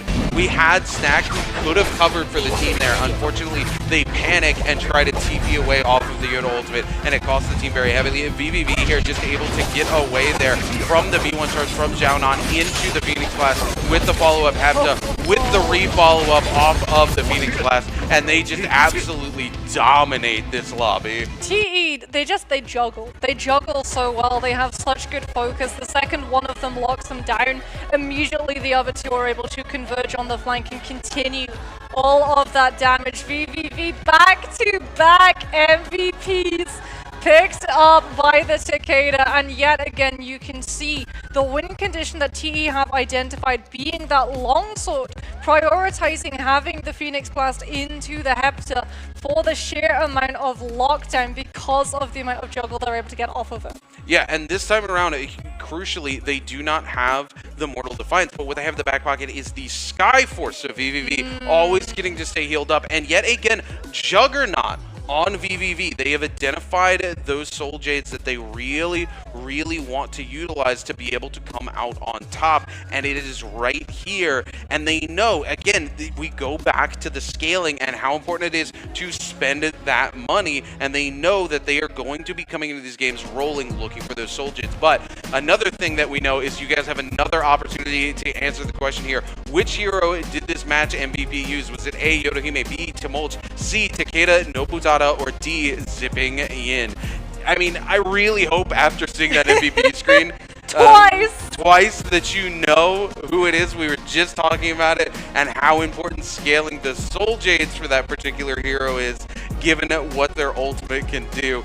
Make sure you're also paying attention to your DMs here on Twitch, because that is how the winner is going to be messaged, and you don't want to miss out on the opportunity to get that lucky box if you are the one who is chosen. Oh my goodness, TE really making the pre-final points count. And like you said, that's going to give them such a good cushion. Already they know if they go into that grand finals and they have maybe, you know, not as brilliant a pop-off game because of how similar a lot of their strategy is and how much of it hinges on being able to scale.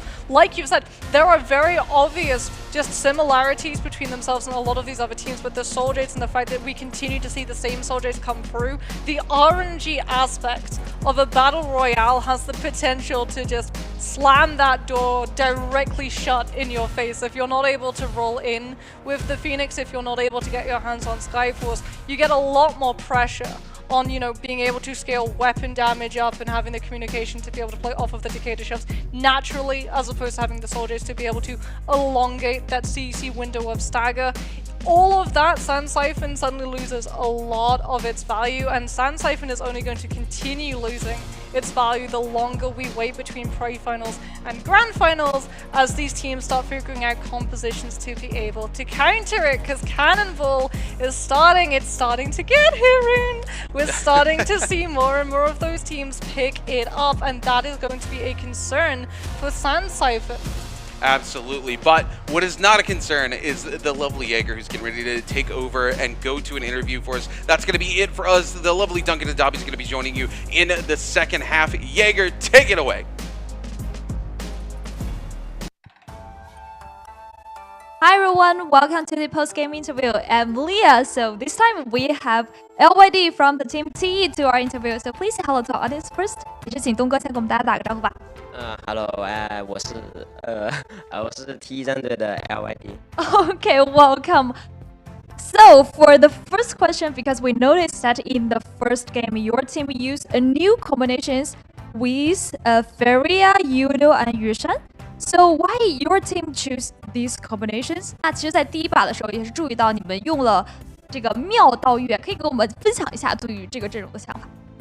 这个阵容呢，我们主要是不想玩双变了，然后就，不是不想玩双变啊，是因为双变玩的太累了，然后我们就玩这个阵容。然后首先这阵容打架能力很强，然后收人能力啊什么的都很在线，然后我们也能很高的保证回阳剑的胜率嘛，因为回阳剑你第一把能赢了，后面就很顺，然后落地也能杀人，所以我们就选这阵容嘛，当然也是拿来作为一个三刃。Okay, so the first reason is because we don't want to play the double transformers combination anymore. Also, we think this combination is really, really skillful because, including like searching your opponent. Also, for fighting is really strong, so we choose these combinations. But why you don't want to play the double transformers anymore? 那也是为什么对于双变的选择可能就没有那么强烈了。因为现在那个红尘补里打双变太简单了，你一个失误都不能有，而且还很难打赢，一失误那你就直接就崩溃。对，太难打了，而且他们见人就开，不讲道理的。Also, because for now our competition have a lot of combo with Tessa, and for this kind of combination is really easy to do with the double transformers combination. So every time when we face Tessa's combo, it's really hard to win. So we just don't want to play the double transformers combinations anymore. Okay, so in before's interview, like VVV mentioned about your team for the group games, he think is a kind of like treated as training. So what about for the pre-final? 那其实之前在这个采访里面，我们尾声也有提到，可能对于小组赛想的就是以赛代练吧。那这次来到我们的前序积分赛，有什么不一样的想法呢？因为前序积分赛也关乎着总决赛的分数嘛，会继承50%，所以尽量就还是能打好就打好。比赛练这个任何比赛都也是在练嘛，能尽量就打好，就能拉开分就一定拉开，然后给决赛铺垫。Okay, so we just try our best to face the pre-final because we all know that we have like half points to get into we will take half points to the grand final. So we just want to do our best in the pre-final. Also, we treat every game as training also. Okay, so for the last question, we know you only play Yueshan in TE now. So every time when you don't play for TE on the stage, what do you want to say to your teammate? 那其实我们也知道，现在东哥也是一个越山专业户。那每一次其实你没有在上场打比赛的时候，有没有什么话想对你的队友们说呢？Fighting， 加油 ！Today is a good day. Okay, today is a good day. Also, I think good day for you. Also have good luck. 那也是对于你们来说，好的一天也有好的运气。So just good luck for you for the following games. 那也是祝愿 TE 之后有很好的表现在之后的比赛里。Okay, that's all for the interview. Bye bye, everyone.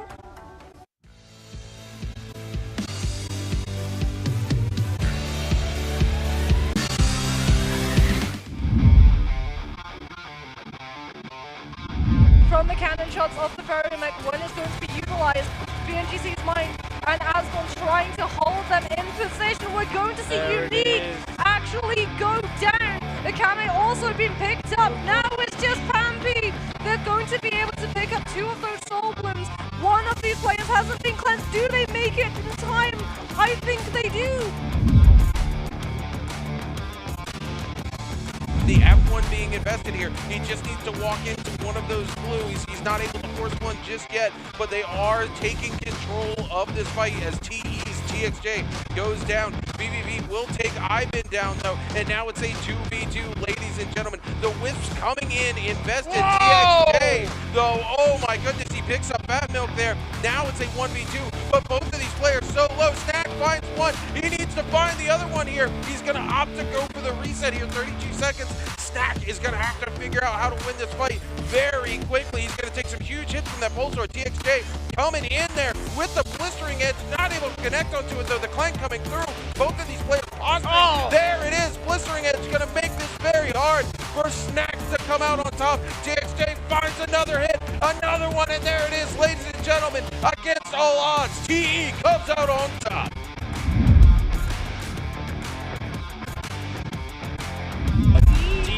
Take 2 with the Viper roll coming in, and they actually get the stun, dropping down on top of BNGC. This is not what they wanted.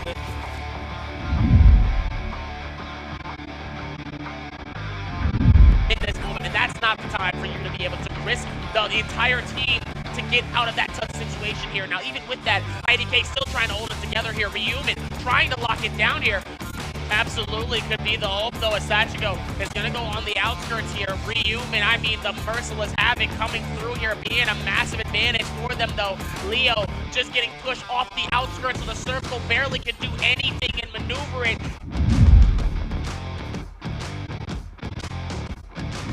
They're trying to dip out of this as best as possible, trying to dive bomb out of this contention with TE, holding strong the flame breath, able to capture them inside this corner here, and just giving them so much of a barbecue. Hey, can I get my number 3 like always, baby? As now it's going to start to skim through the sand side that comes in. They're going to corner them off the outside. Roy Hehe trying to stay alive, but it's not going to be enough as TE is going to be victorious in your game number 2. Yeah, TE, man, what a... We could write a textbook on this final circle and how they were able to come in and literally bully these teams out of the lobby. KLA coming from the top side here trying to hold on, but TE with the 20 bomb, they're going to go to 21, ladies and gentlemen.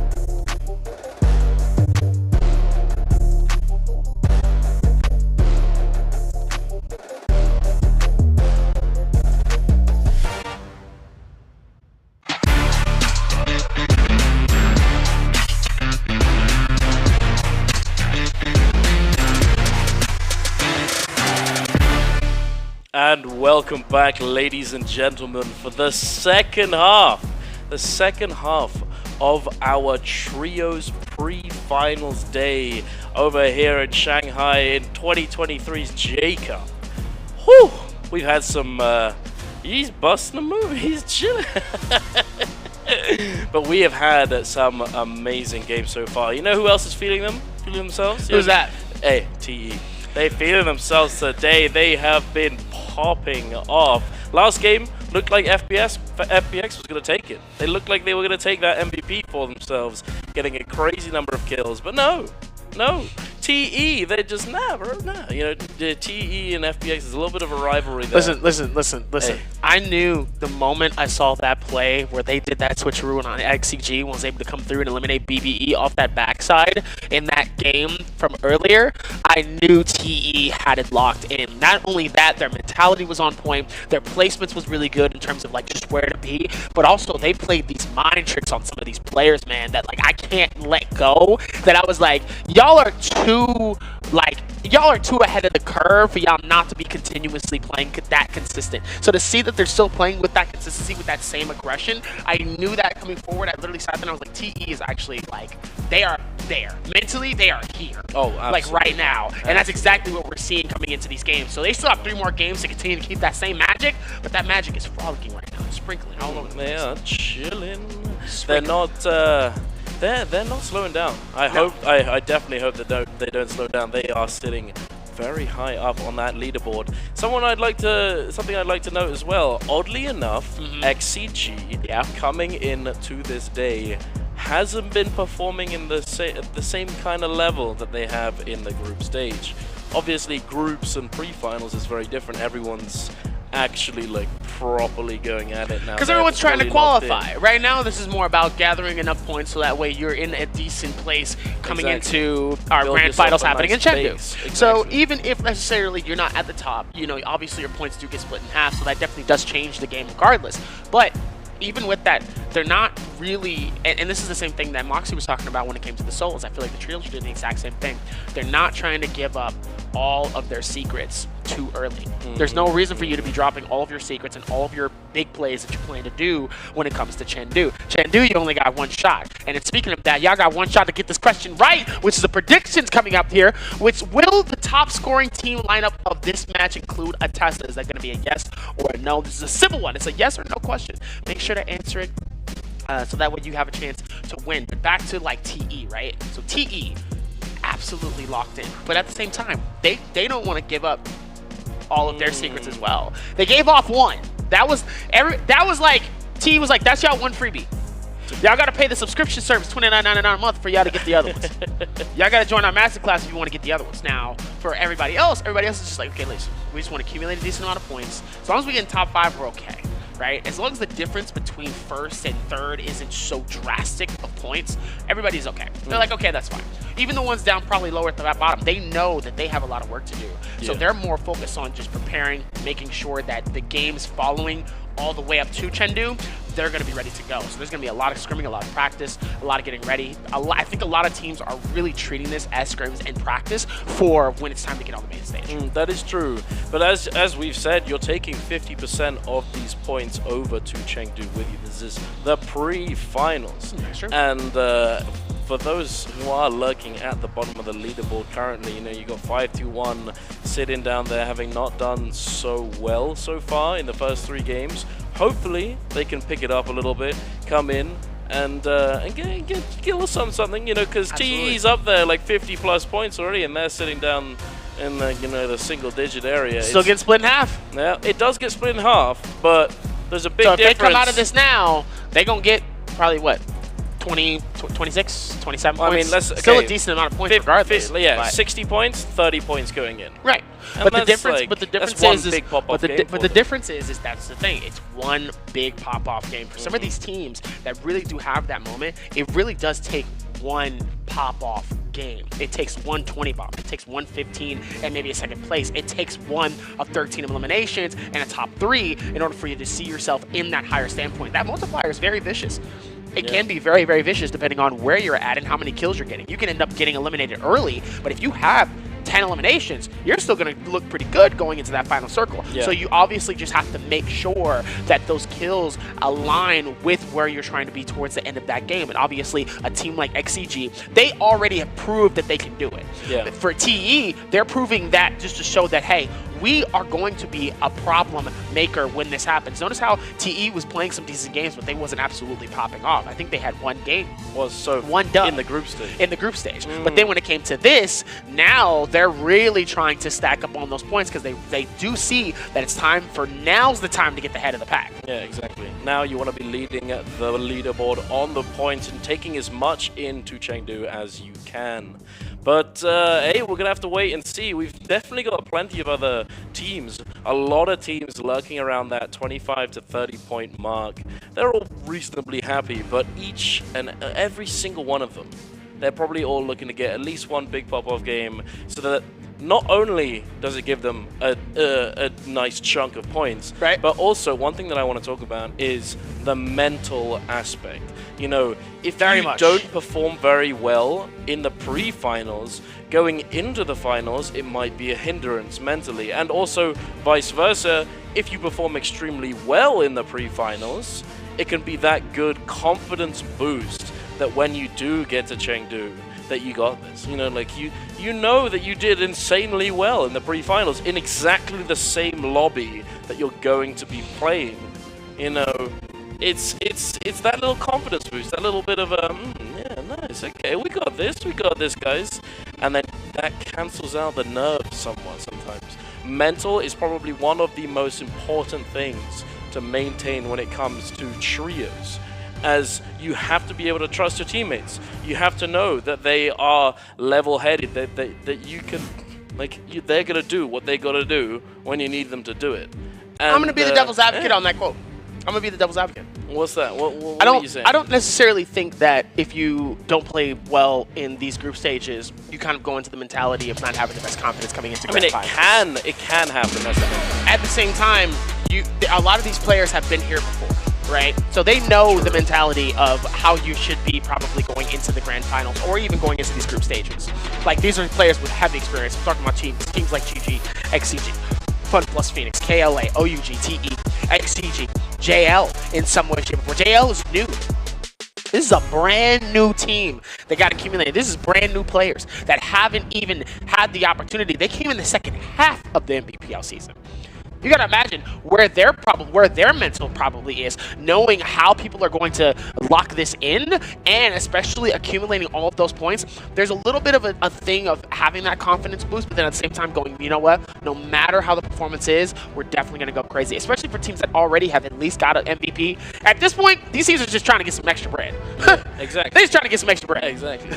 But hey, we are taking a look, ladies and gentlemen, at our character composition picks for this Game 4 of our pre-finals day, and it's not looking like there's anything too different. We're seeing a lot of Sand Siphon with your Tumulk, Zipping, and Takeda. We're seeing that Tessa, Viper, Wu Chen, Attack on Titan variation. We still haven't really come up with a name for it. I feel like Silent Fox kind of works nicely. You know, they got the Fox from the Tessa, you got the Silence from the Viper. Works kind of nicely. I mean, it definitely does work nicely here when you do see the decent amount of teams here that's trying to land in very interesting situations here. We've got a few that's really landing super quickly. We got Fun Plus Phoenix heading towards the Tower of Sunwing's Restaurant, or at least before it, especially with teams like XCG. We got DRG and KLA immediately in this kind of open section here near Autumn Plains. Meanwhile, we got GG all the way in Stillside Temple, away from really every player. But BBL has opted to get a little bit closer more towards Council Courtyard, as you saw from that bottom section. GG way over here on Infermos, right near that south side. But check this out. VNGC, TE, 521, NJL, all landing in this nice little S-type area. Desert Graveyard, Spring Valley, probably near that waterfall location, as TE is going to be heading straight towards it off the interior. So obviously they are heading right into it in order to get that one going. Looks like Fun Plus Phoenix's Don Quinn got caught in a tough situation. A 1v3 by himself here, trying to see if he can keep it alive. X-Donin immediately gets absolutely shredded by the Takeda, trying to follow suit with it as well. Don Queen trying to see if maybe they can get away from it, but it's not going to be enough as XCG continues to keep that completion going. They're going to absolutely decimate the team, try to get everybody to scatter as much as possible. KLA tries to come in for the possible 1v3 as well here, but then now Zalue actually ends up getting caught by one of the players from KLA, and now he's getting heavy focus by one of the players as well. Starts to try to back off here as much as possible, but it's not going to be enough as KLA finds a free elimination alongside that same team that came through immediately, which was XCG, and was able to find theirs. And just like that, they have lost out on 2 teammates off the rip. Indeed, but we are jumping straight back into the action. We have TE and VNGC. TE of Penultimate Games MVP going hard, already having taken down a member of VNGC, using this Viper ult, getting the stun, locked down onto Asbon as well. BVV is looking to chase down Mines. He's desperately trying to make some space, but unfortunately, ooh, I say that, he does get the parry, but it's kind of an unwinnable situation here, and the desperation kicks in, and he sends out the Soul Break, and VVV takes full advantage. TE picking up 3 eliminations off the rip. Very nice to see that they are not slowing down. So I wanted to talk about this timing attack from KLA. They spawn out next to these little buildings, next to the trees. They pick up some fireflies, they grab the minimum loot that they need, and they come in at the perfect time to third-party XCG and FPX. Unfortunately for FPX, they weren't able to come out on top, and they ended up getting picked up by XCG and also by KLA. It is what it is. Not having much loot, not having those fireflies, it is a very hard situation to come out on top of. But DRG, they're looking to potentially collapse onto XCG here. Wu Xin, it looks as though he has spotted him out. Nai HQ grappling up to the top of this cliff, trying to put some distance between himself and DRG, trying to get back with his team. They don't have ultimates just yet. I think that's probably the main reason why they don't want to take this fight. Not having that Takeda ultimate nor the zipping ultimate would be very detrimental to this fight's performance. DRG doesn't look like they want to let them go without a fight. They keep grappling. They do have quite a few, so they are going to be able to keep up with them, but are they going to full engage? There is always the risk of a third party, but up here in the tippity top right of the map, there aren't all that many teams lurking. It might just be these 2, and they're looking to engage. DRG, Sansi with that F1, popping it, trying to get in there, trying to peel for his teammate. Corky taking a lot of damage, forced to use that zipping ult relatively early. Parry coming out. Corky getting caught in the middle here. He's trying his best to stay on the move, trying his best to stay alive. Sansi using that ult. He does get the peel with that Furin's Blast. Sansi goes for the parry, but unfortunately he's not able to get the connection. DRG, they seem to be falling apart. Wu Xing extremely low. Wu Xing finally gets taken down. Sansi sending out those fan blue focuses. He catches Zhao Nan slipping. He doesn't get the jump parry, unfortunately. He's now in a 1v2 situation. He does pick up the Soul Bloom. He's trying his best to salvage the situation. HQ now with that F1 negating all the pressure from the blue focuses, and there it is. XCG turn the fight. XCG doing a great job of squishing Sanzi into that space where literally he had nowhere to truly go. Like, it definitely was absolutely like a tough situation where Sanzi really couldn't actually go. He just had to fight that. Meanwhile, back in this situation, the totem comes in though. Varia also comes in. Yodohime also pops his ulti as well. Literally is going to almost stop the ulti coming in from the Yodohime. But Yoda was literally going to be able to back off that and actually get in a space where the Viper Eye could not actually see them and does not collect for the stun. Meanwhile, Aspen, with that Terracotta Warrior, trying to see if maybe they can close out a gap here and getting some hits off of the character. It looks like they will be able to here as HLG is going to be able to complete 2 eliminations onto 5-2-1. Beautiful elimination onto 330 from Asbon. Asbon trying to get a decent kill here from that Terracotta Warrior. Able to do a whole lot here as that Tesla's going to be able to pop him with that stun here and maybe be able to get that one going as they are able to here. Nice totem call in that moment here. Misses out, but the stun's going to catch Asbon. Oh. Beautiful blue charge here, trying to see if they can collect it. Player trying to see if maybe they can get some nice hits off that as well, but the rest of the team is going to decide to back off that as GG and the rest of the squad are going to take that Wushin and dip out of there. Meanwhile, back on this side here, it looks like it's KLA might have found a free pick, and that's from the team of GG as Muskia sadly does get eliminated out of this. LXM trying to see if they can back off this, waiting for the blue charge here on both sides here, waiting for it with the beautiful parry, hits him with the Reza, but sadly the stun is going to stop the Reza from continuing, and just like that, KLA is able to successfully secure the elimination on LXM and the rest of Team GG. Now they're going to go for their own resurrection. Actually, I take that back. Their Wushin is still alive in GG. He is still alive. He was able to escape. But I think GG has, surely they have reses now, surely. I don't think that we've seen them get taken down so far in this game, but KLA, again, with the perfectly timed third party, coming in, having been lurking around the area after having come down from Sunwing's rest, looking for yet another timing attack, and they manage to do it, and they come out with another few kills. Doing an excellent job, like just demonstrating how good their hunting paths really are, how refined and how thought through these pathing options are. Very nice to see KLA picking up 4 kills on the board, XCG on 4, TE on 3, but we're heading on over down to the southeast of the map. HLG engaging here with that Moonbane. JL, they are not about that life. They do not want to be Moonbane surfing and fighting within that very dangerous environment. And HLG, unfortunately, they're not going to be able to capitalize all that much off of this Moonbane commitment. What are these? They didn't look as though they had all that much to work with. Regardless, JL are going to be very happy that they avoided this rather dire situation. But here we are with the NGC and KLA yet again. Mines forced to use that Yodohime ult after taking a decent amount of damage. KLA with the Zeta rounds trying to apply some pressure, but TE are coming in and collapsing onto KLA. KLAU just getting absolutely obliterated, and this is probably the worst person that could have been taken down here as well. The Wuchen takes away their safety net, their teleport to escape.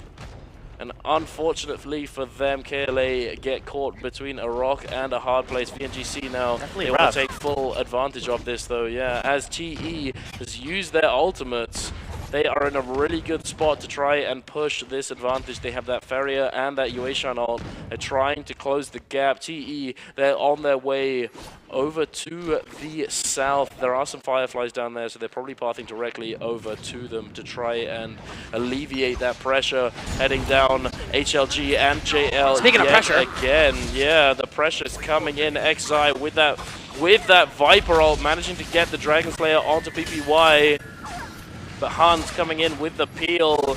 Doesn't look as though XI is going to be able to come out alive here, though. He's so unbelievably low. He's desperately trying to do something. His teammates coming in, the Tessa AS, trying to peel for him. One Fang, also extremely low. JL seem to be falling apart at the hands of HLG. HLG They're trying to push the issue. Very nice and fancy. HLG Han takes down the Viper. That was decently well in style here as we're already going into the realm of Yang here, seeing this Sand Siphon already come out as OUG's the King is going to get doubled up by two XCG players as LXX and Zounden immediately trying to follow suit as NiHQ is going to 1v1 the double S here in this moment. Both Takeda Strikes going to be able to come through at a decent time. Nice blocks as well.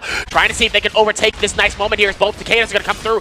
Trying to get some problems here as NiHQ immediately gets denied from the parry as double S is going to absolutely try to get that call and take that bluff away from them as now still going to try to see if maybe they can find it as double S is now getting caught in tough space here. 1v1 between him and Zenyu. Beautiful takedown as well here. Almost snatches up the weapon from him as well here. Dangerously low, but double S ends up getting eliminated and called for that moment here.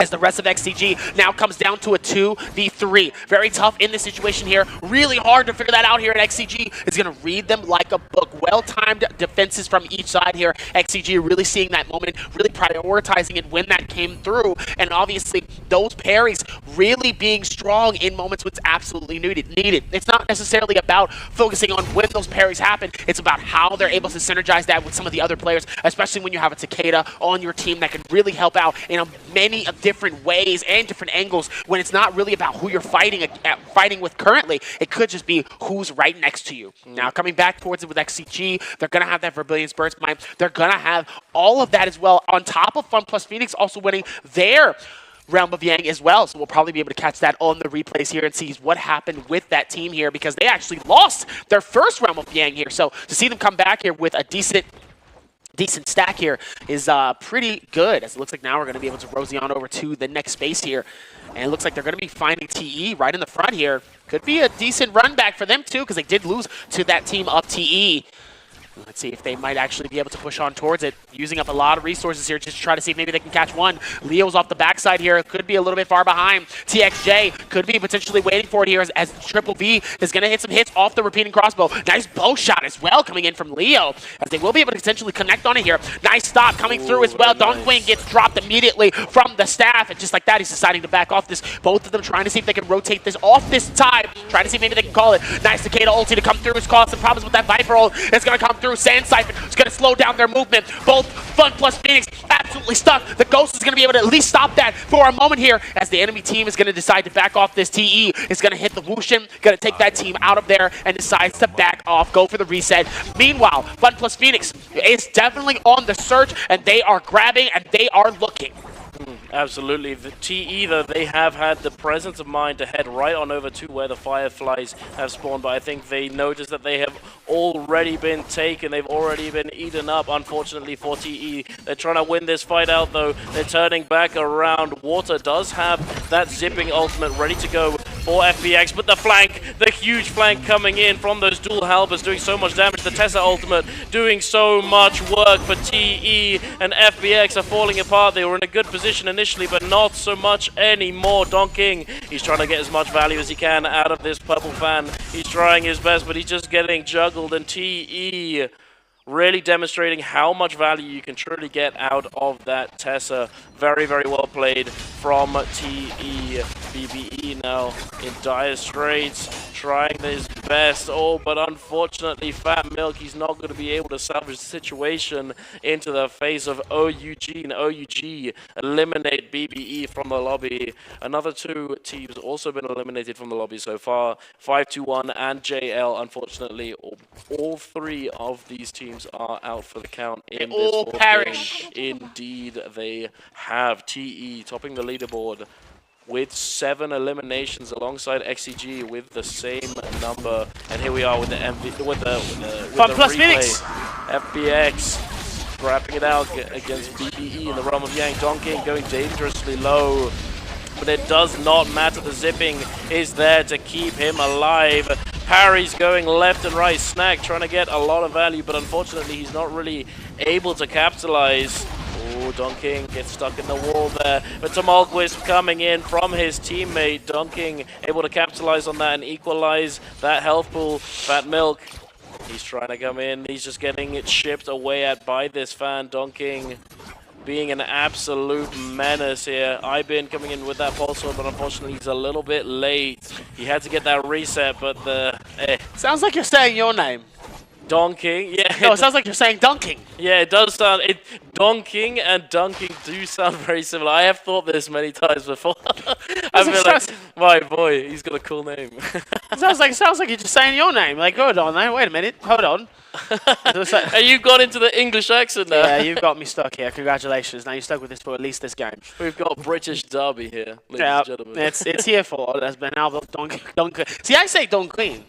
So I try to hit the Q in some way to like try to diversify the sound of it. It's hard though as well when you're trying to do it really fast. You're right. I mean that's fair. That's fair because then it starts to blend. Which, exactly. That kind of becomes its own thing. Indeed. It becomes its own thing in general here. As we look at it, it looks like there's still a lot happening here between KLA, VNGC, and XCG all the way on the top stretch here. As GG is going to be all the way completely in by themselves here. It looks like they're all going to be fighting this out here in this round of Yang. It looks like it has a gentleman's agreement just to make sure that at least one team is going to land inside of that. The question is, who is going to be the one that goes in and who's going to fight it out here? So it looks like none of them decide not to, and XCG actually prevents them from going through, and it looks like XCG is going to snake them for the opportunity as KLA is going to absolutely use this for their remembrance, as now Roy He actually ends up getting eliminated, unfortunately. But meanwhile, the NGC actually ends up going into that, but it looks like they could potentially get a free one here if no one decides to fight into that one. Now XCG and Fun Plus Phoenix fighting this out yet again for a part 2 of this momentum, and let's see what happens. And both of them trying to see if they can cascade this on both of the heels coming through. Beautiful takedown coming in from Nye HQ, trying to see if they can hold it. There goes the first sand siphon as Nye HQ is going to be able to hold strong for their team with the Takeda. Don Queen also pops this as well, immediately gets targeted by LXH. Both of them trying to hold strong. Nice hit from the pulse sword, trying to send Don Queen back out, and it looks like Takeda trying to do so much work here with the distance. LXH with a beautiful parry, but Don Quinn's ghost is going to be able to help stop them inside of this absolute monstrosity of insanity. Don Quinn getting destroyed here. What was that from the fan? I can't tell, and they can barely hold on to whatever they have left here as the rest of XCG gets that payback from Fun Plus Phoenix. They secure the Realm of Yang. Very nice. I'm impressed that you managed to stay in the accent there during that shot. I was pretty impressed. That was pretty impressive. I'm learning.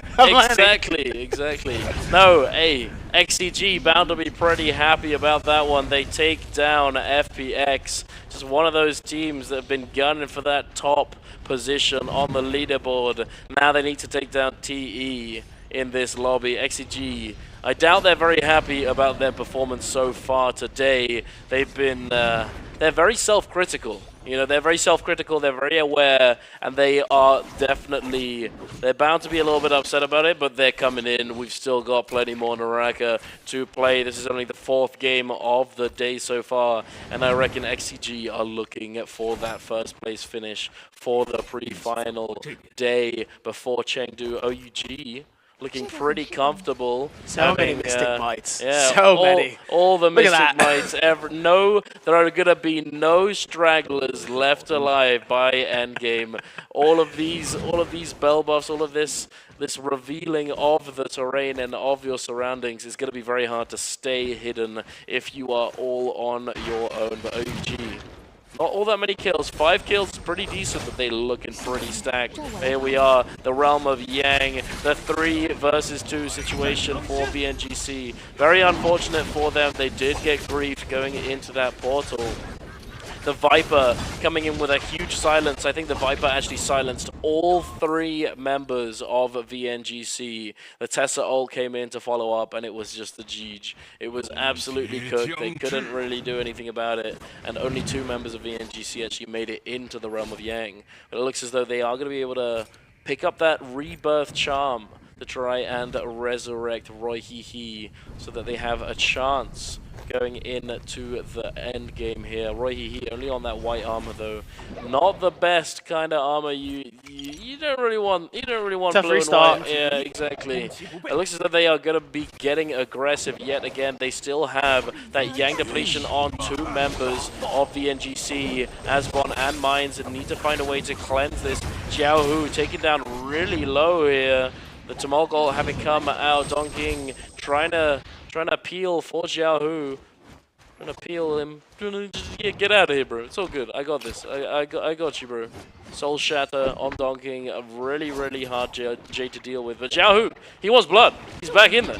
He's just going in 1v2. He does not seem to care. He has no ultimate. This is not the place you want to be, big dog. The Yueshan coming in, doing damage. Xiaohu somehow still alive, but it looks as though they've attracted KLA, they've smelled blood in the water. FVX, that they don't want to let VNGC get away with this, and they take down Roy Hee. They're on the chase. They want to get these kills before KLA can come in and engage. But it looks as though GG have turned up. Ooh.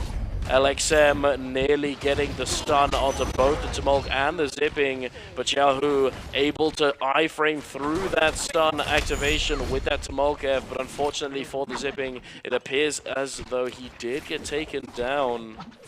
I think he did. Yes, he did. He did just get fully obliterated by this team. Unfortunately, KLA finally dipped their toes into the situation and now on the chase for FPX Don King. Good timing though, coming in from them as well. On top of TE, they're still in the lead here. 8 eliminations in total, 75.8. So obviously split it in half. It's actually going to be pretty handsomely for Indeed, as XCG as yeah.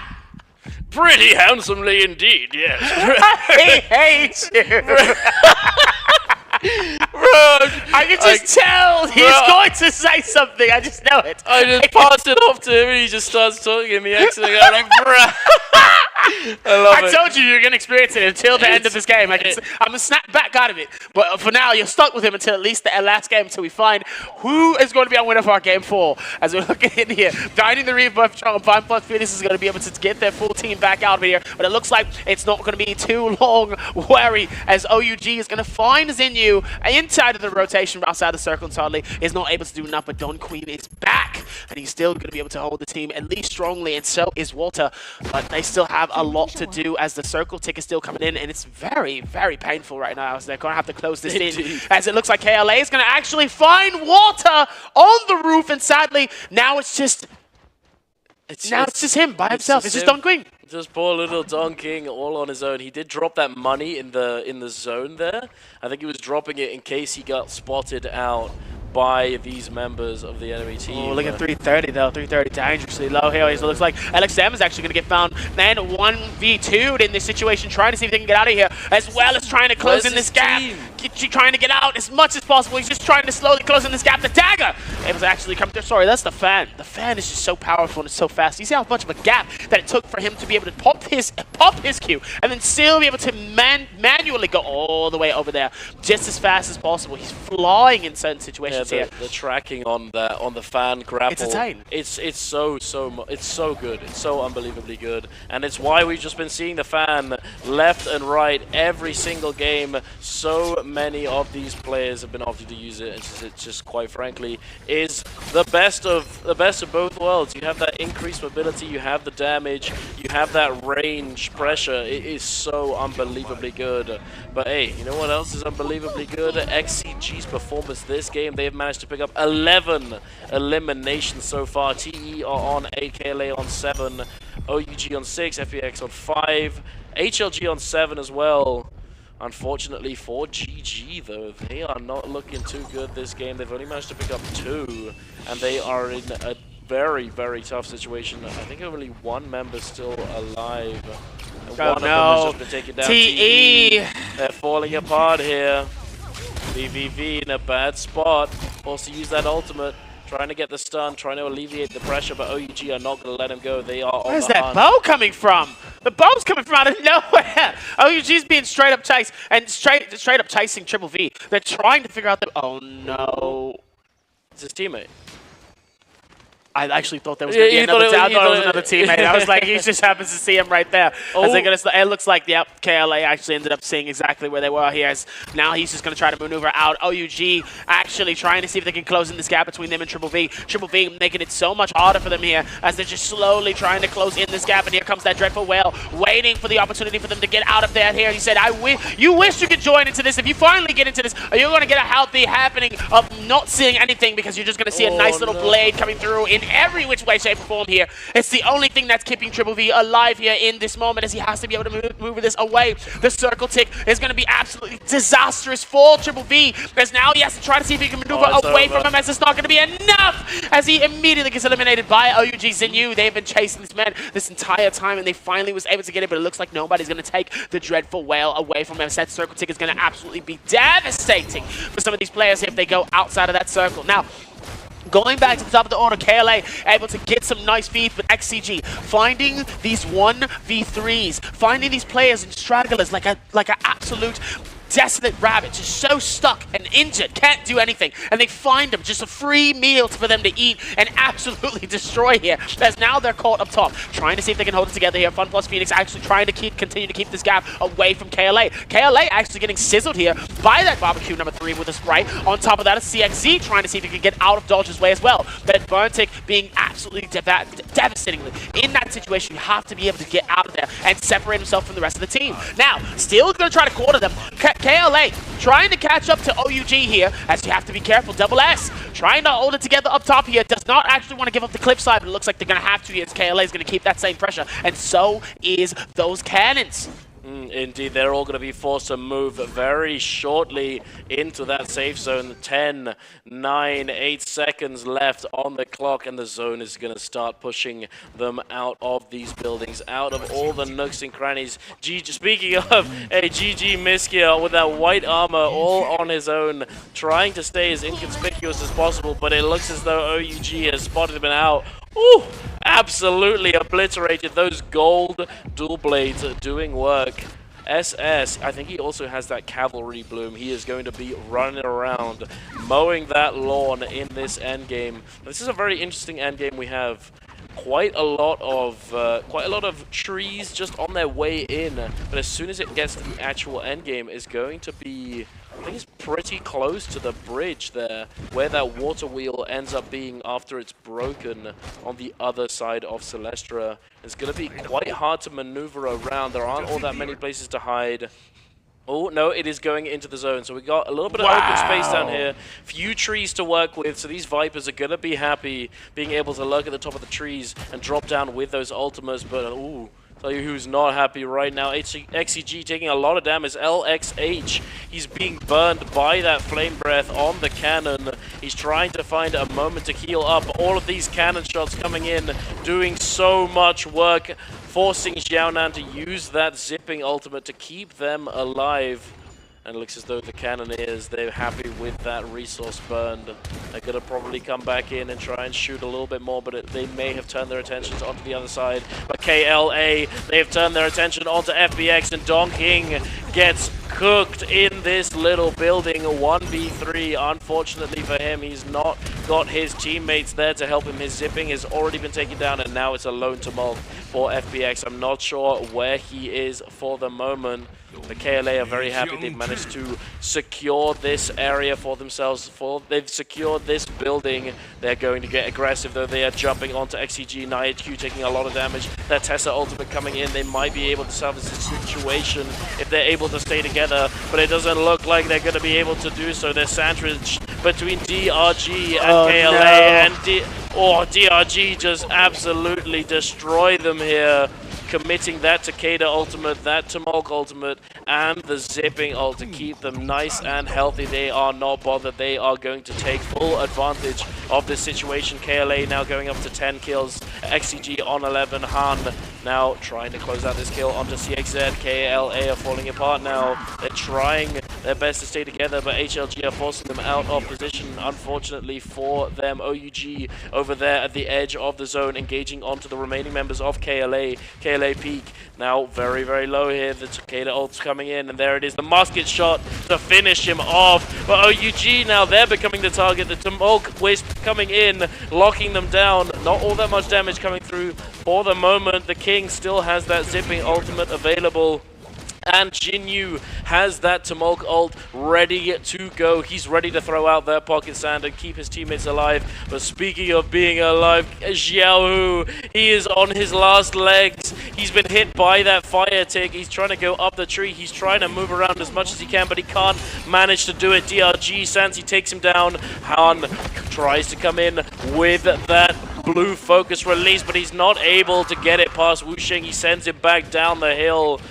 Ooh, it looks as though we have DRG and HLG scrapping it out now. XCG lost 2 of their members. LXH has managed to find a bush to hide in for the moment. HLG Han just getting sent into the zone without using his ultimate. Wuxing just absolutely obliterating him with these golden helmets, and now PPY taking a lot of damage from DRG. PPY locked up into the zone you go, and you are getting cooked. My good sir. OUG though, they're coming down from the top ropes. They've come down with those dual blades that I told you he was gonna be cooking. I told you he was gonna be mowing the lawn, and he's coming in and he's absolutely obliterating Wuxing. Wuxing, he's trying his best to do something. He managed to find the parry. He gets that parry. SS. He's not done just yet, but he is getting lower and lower. The zipping proc does keep him alive. That F1, he does manage to negate that blue focus. He's trying to come in. He manages to find it just a little bit, but he gets flanked in the back by Corky. Corky preventing him from having the fun that he wants to have. Tumulquist. Oh! Whoa! That was a lot of damage. And SS, oh no, he's stuck in the zone, and there it is, DRG. 2 members alive. 5 people. Oh, not anymore. Did you see this guy? He's just coming in left and right with these scale rushes. LXH is still alive. He's still cooking. He's got that flame breath. He's trying to take it home for his team, but he can't manage to do it. He gets parried by Cuckoo, and they take it home. The timing of that here, being able to find that from HLG. HLG really struggling here. DRG really surprising us here with a massive comeback, securing some of those 1v2s in those moments, struggling to try to find that ending towards all of that with everything going on. They really tried as hard as possible. DRG really finding every moment. The same thing with KLA. KLA finding these placements, finding the execution and the timing. The amount of heals coming in has to be insane for some of these players. Yes, they absolutely held it so well to their team here as they were solely struggling. It looks like XCG is going to win yet again. Obviously, most eliminations during that obviously was not able to at least secure that #1 placement for those 4 points, but was still able to at least get a top 3 in that game for their placement. So regardless, that was an insane display coming in from a lot of different teams. It wasn't just XCG that played that very well. That was DRG, HLG. There were fantastic moments coming in from all of them. One of them being absolutely sending 2 players like so far from outside of the circle. Double S can't even get back into the circle because the sand siphon literally slows down his movement by the time he gets close. Literally, he's just stuck in the sandstorm. He's like, and he cannot actually get out the circle. What a well-placed game, a fantastic final circle, and I know DRG has to be feeling some type of way because they were down at the bottom.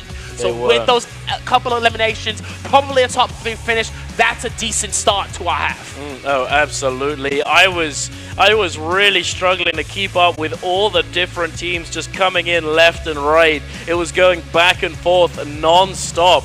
They just every single team, they were going in, they were capitalizing on the burned resources of a team, burning their resources, and then they get collapsed on, and it was just a domino effect. The entire lobby just... That pole sword, I'm telling you, that pole sword was absolutely devastating. Just whack, and he just sent him. Bye! See you later! See you next time! It's just absolutely insane here. Absolutely. It's just being able to like lock that down here with the rest of the teams. Like I said, DRG, HLG really holding strong here. At least getting that 2nd place placement for themselves here as XCG was still able to at least lock that down. But they still played that super well. I mean, I'm excited to see how the standings go towards that. Yeah, but chat, it's going to be close at the top. Chat, you're hilarious. I just want to say that. Chat is absolutely... If you would have saw what Chat was... Chad was hilarious about my voice. I was like, listen.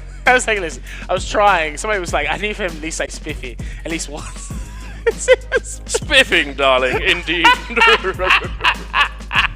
Would you like a cup of tea, old chap? Would you like a cup of tea? Cup of tea with a biscuit. No, yes, Moxie was in chat and I was like, I swear to God, if he says Tuesday. Oh my God, Tuesday. I was like, I'm not like that. I'm not like that. No. I have more respect than that for that. For the culture. No. Yeah. I will not say that. I was like, no, we won't do that. Yeah, you're right, buddy.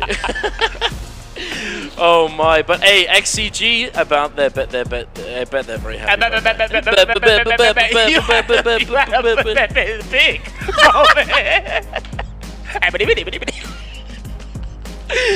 Okay. All right, okay. British accent gone. Okay, now back to what we were doing here, as we're gonna be able to. There's the W. Now we're back. 14 eliminations, 22.1 game score for XCG. But look at this, double digits all the way across the board for the top 4. Yeah. HLG with 11, See, this is what I was KLA saying. with 11, and OUG with 10. Everyone just going absolutely crazy in this lobby, having the Fireflies there. All of these teams just cooking up a storm. I'm surprised it wasn't a little bit closer at the top end, but 22-19, that is very, very close. HLG, they're probably rather upset that they weren't able to close out that MVP for themselves, but hey, it is what it is. They still get a huge game. KLA as well with another 11 kills, 16.3. Not able to get that multiplier secured, unfortunately, but hey, not too bad. Top 3 OUG 13.5, 10 kills. Going out a little bit earlier. The multiplier is going to a little bit lower. TE and DRG 9.3. TE kind of in a. It's just not. Unfortunately, they weren't able to stay together. They got caught out in the open between all the different teams. VVV was trying his best to stay alive with that dreadful whale, but unfortunately, it just was not enough.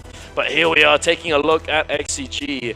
Not a crazy amount of damage. They're just there at the right time. They're there ready to pick up those kills when they become available to them. Downin really being the MVP, because even though they have 1 elimination, that's 12,000 healing and 9 assists. That's assisting them in those eliminations. That's pretty good. That's almost double digits in assists here, as we're going to look at the overall standings for our 12 through number 1 here, as we look at 5-2-1 towards that bottom with the 8.5. Sadly, they have a lot of work to do.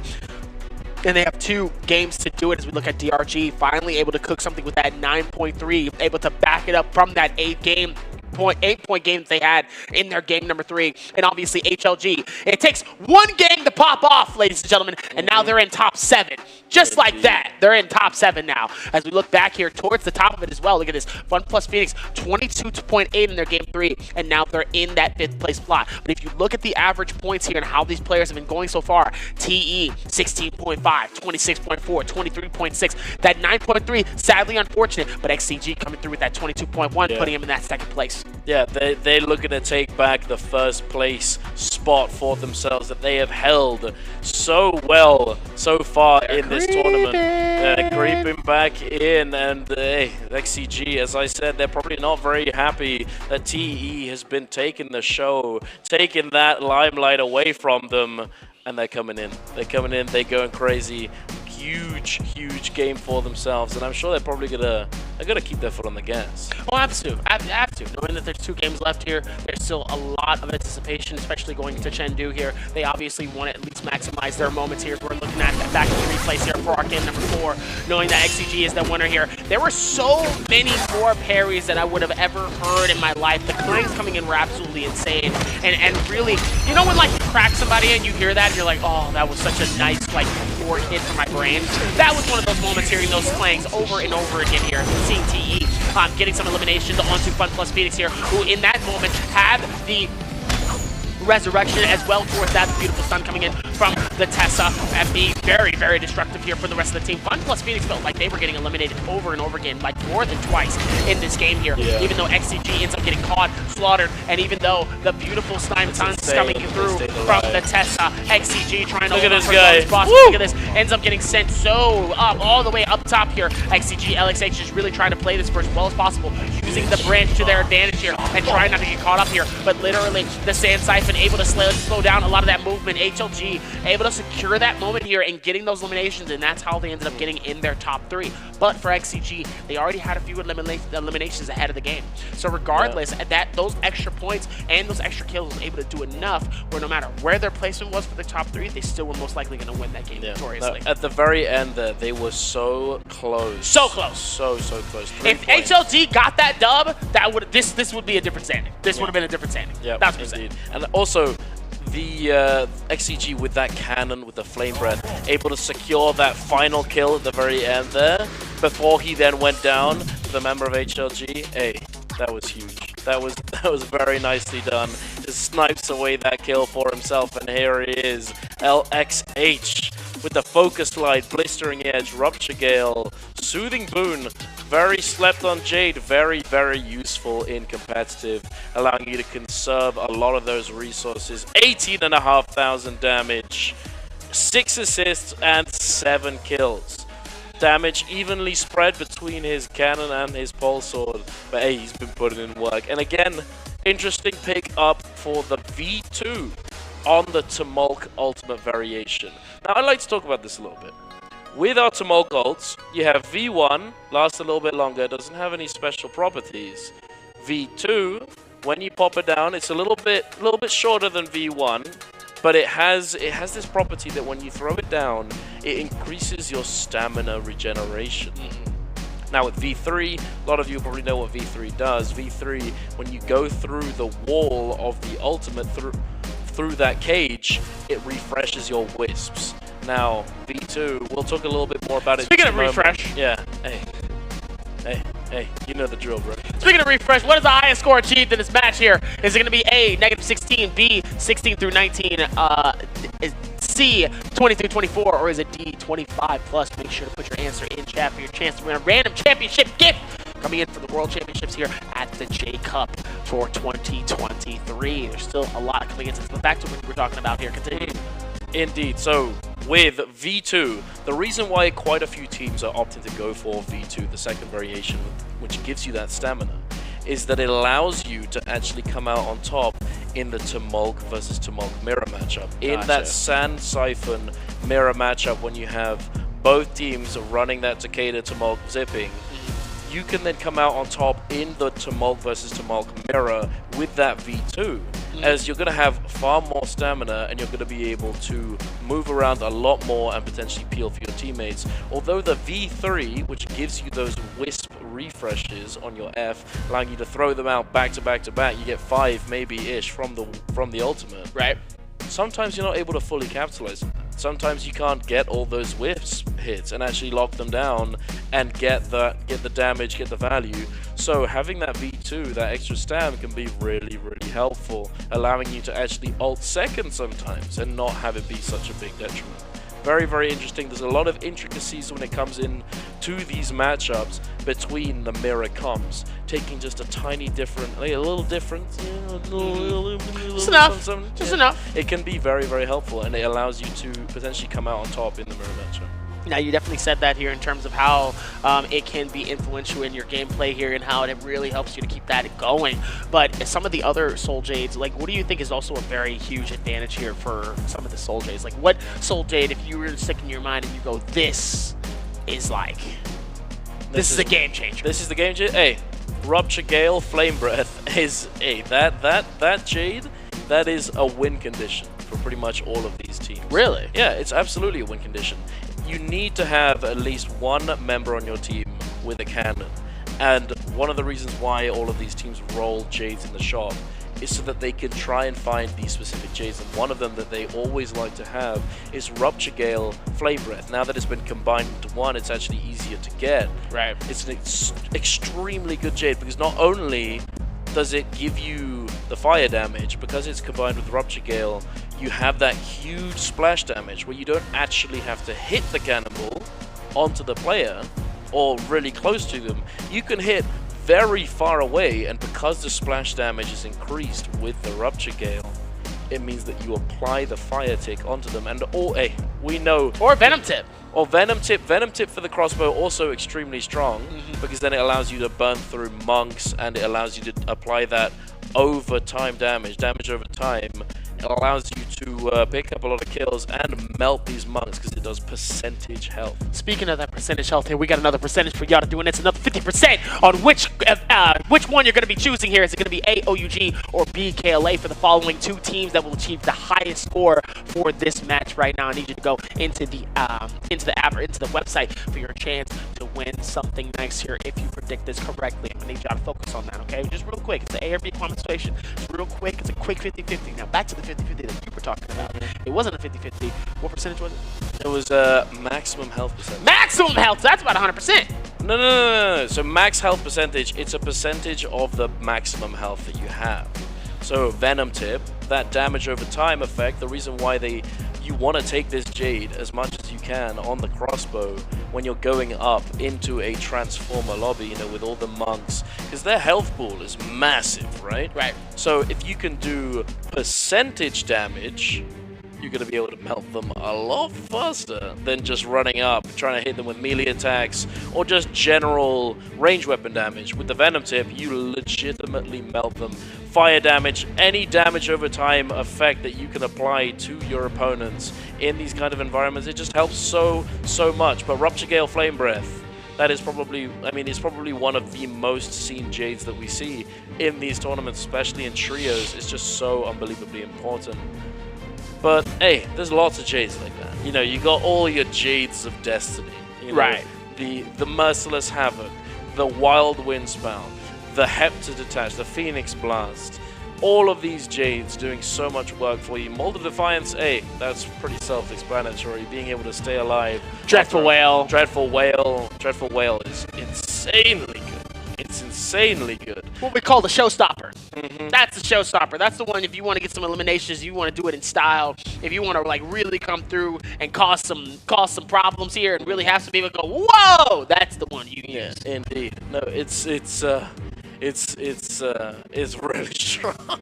After they buffed it. So originally it didn't actually see all that much use. Although it was useful, it wasn't as good as it is now, because now it's gone from being purple focus state to gold, meaning that you can essentially section off an entire chunk of terrain for yourself and for your teammates with this gold focus attack, which is essentially uninterruptible unless somebody has a gold focus to throw in there and clank against it. So, Okay. hey, yeah, you just hold this entire area to yourself and you're chilling. You know, it's Hold not this. even. It's just Hold it's just a vibe. You know, you spam that Dreadful Whale, and nobody can really come in and do anything about it. They might be able to jump in, do a jump parry in and try and parry you before it turns gold, because it starts blue.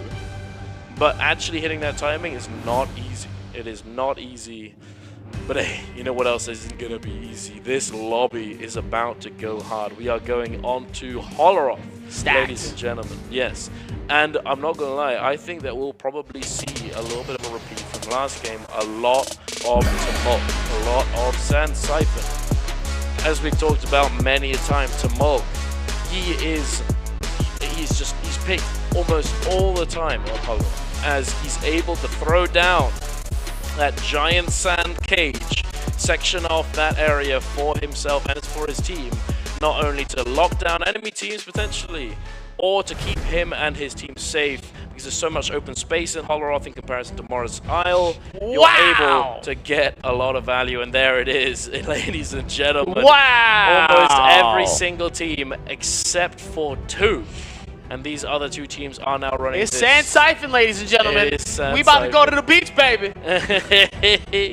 We're just getting a nice little cold drink, you know, you're just gonna go and vibe. Although Holleroth, very deserty. I can imagine it gets really dry. Oh, they got some water somewhere There's over some there. water. There's some water somewhere over there. It'll give me a nice chance for me to get my tan lines going. I need one. I've been trying to get some tan lines for a while, but me being dark skin, it's real hard to do that. As we're about to get ready to lock this in for this game here, game number 5 so far. The very strong presence here has been very, very helpful for a lot of these players here, and obviously that Takeda to mulch comp being very, very strong here, along with the heals as well coming in from that Zipping Ying, really coming through here over time. The Sand Siphon really being such a prominent force here for this, as we're going to look at the map for Holleroth and where players are going to be landing. The spread is wide as possible. It's about as wide as the difference between people that prefer peanut butter and jelly, and how much jelly and how much peanut butter. And so far, the peanut butter is very much winning in this conversation here. As we see KLA all the way down at the bottom here, we see XCG all the way on the far left side of Yushan Ruins by themselves. They're going to have that entire section of Boomerang by themselves here. It looks like nobody's going to be landing on the top. It looks like we might have one player heading towards at least heading towards Emfrio Village here, and that looks like it's going to be near 521. BBE is going to have the city of Tang all to themselves. DRG all the way. It looks like that's going to be near the northwestern side, either that, or that's going to be near Frigid Brooks. As now we have at least 2 teams heading towards the center section. It looks like VNGC might be getting that Salvation podium to themselves to go through with it, as TE and another team is going to be heading right into Plumbed Castle, the main source for your hecticness coming into our game. Number 5 here, so it looks like OUG is a JL immediately fighting this out, trying to see if they can gather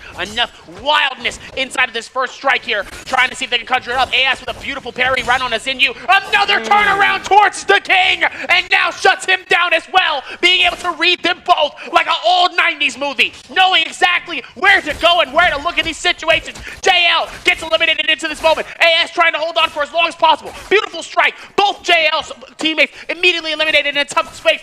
Both trying to hold strong here. The blue focus, defied the elimination, and OUG is going to secure their first 3 eliminations into game number 5. As it looks like we're going to go right back towards the inside of Plum Castle, trying to see if they can find it as GG and another team trying to fight this out. ALG's PBY going to be able to find the beautiful parry on Miskia. Miskia immediately is able to get healed up and in the nick of time here, but it looks like it's not going to be enough, as Cuckoo is going to be able to secure the elimination and get the finish. Cuckoo by himself, trying to see if he can hold strong here, as both players of GG is going to be able to put the pressure on him on each side. Both defensive flanks trying to hold on. Beautiful parry on LXM. The pole sword going to be able to do a lot of damage here. Scale rushes, but it's not going to be enough as he misses out on the strike, and 330 it's going to get that finish onto that team. Hey, that's nice to see. GG starting to pick it up, picking up 3 eliminations off the rip for themselves. Very nice. Very nice indeed. It looks as though they must have come through the teleporters, those portals that take you over to Yueshan Ruins from afar.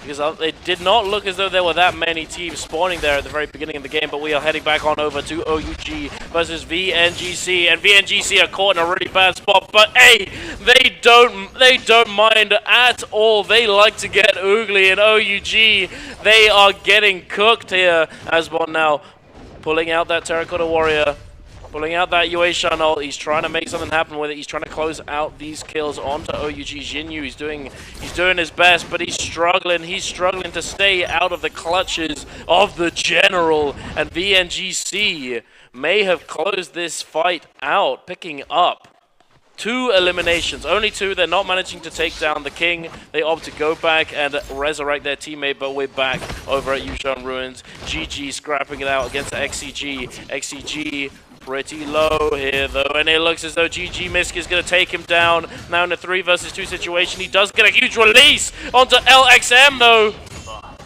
Oh, he's somehow still going.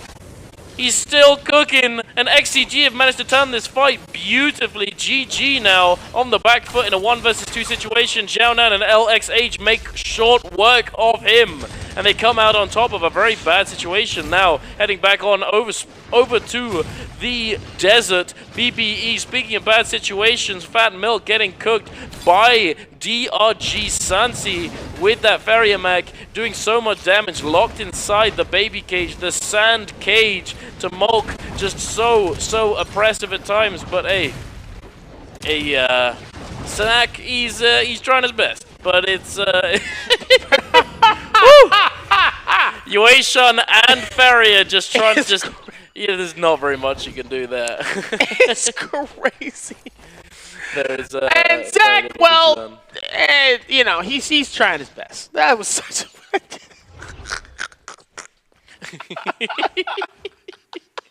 he's just stuck on. He's like, ah. No, but sadly he's not able to make it out. Oh man, unfortunate coming in from Zach. Even with that, if I was Zach, I'd be so pissed. Like looking at the replay, and that's, you have all this excitement. It's just like, and with T, he's gonna be able to come in, and with Zach, well, you know, he's trying. He's trying his best. I mean, like, what you mean? He's trying his best. As we're going to head back to the top of the order, Fun plus Phoenix is going to be able to dip out of there as well. KLA on the rotation. Looks like they're going to be going loot hunting as well, trying to see if they can find some stuff here. So far, these games have been very strong for a lot of these players here. Obviously, being able to read how these players are able to come into this with their blue focuses. I think a lot of players have really had a defensive mindset coming into these next games here, but make sure to continue to tune in as December 16th and 17th is going to be the story and the history made between dynasties, between players, and between trio teams. All of the stories collected into one. Is Spider going to continue his dynasty? Is Mike going to steal that away and become the two-time? Or is there going to be another player that takes the stand on the throne? Tune in the 16th and the 17th for both solo and trios grand finals in Chengdu, China. As it looks like we're going to be headed right back to it here outside of the outskirts of the ice rink here, seeing maybe if there's an opportunity here for it. Miskillia trying to see if he can capture it out, but it's not going to be enough as 5-2-1 is going to be able to catch GG's Miskillia outside on the outskirts. Same with 330, struggling here. All of the team of 330 trying to hold strong here. They cannot find and catch a break here as 330 and the rest of GG trying to hold strong here. They still have one player alive here as LXM caught outside of the outskirts here, trying to see if they can dip out as much as possible. The Scale Rush is going to be able to go for the rotation here, and it looks like he might have the opportunity to maybe get away. If not, he's going to try to see if he can slowly hide this way, but it's not going to be enough as they do find him. Nice, and that's the rough place to be, but there it is. LXM with a smile on his face, but GG's is out of game number 5 already. Outside of this rotation here, very tough coming in from a team like GG. Inside of that 4th place with a 44.8. Feeling it out so far, very, very strong.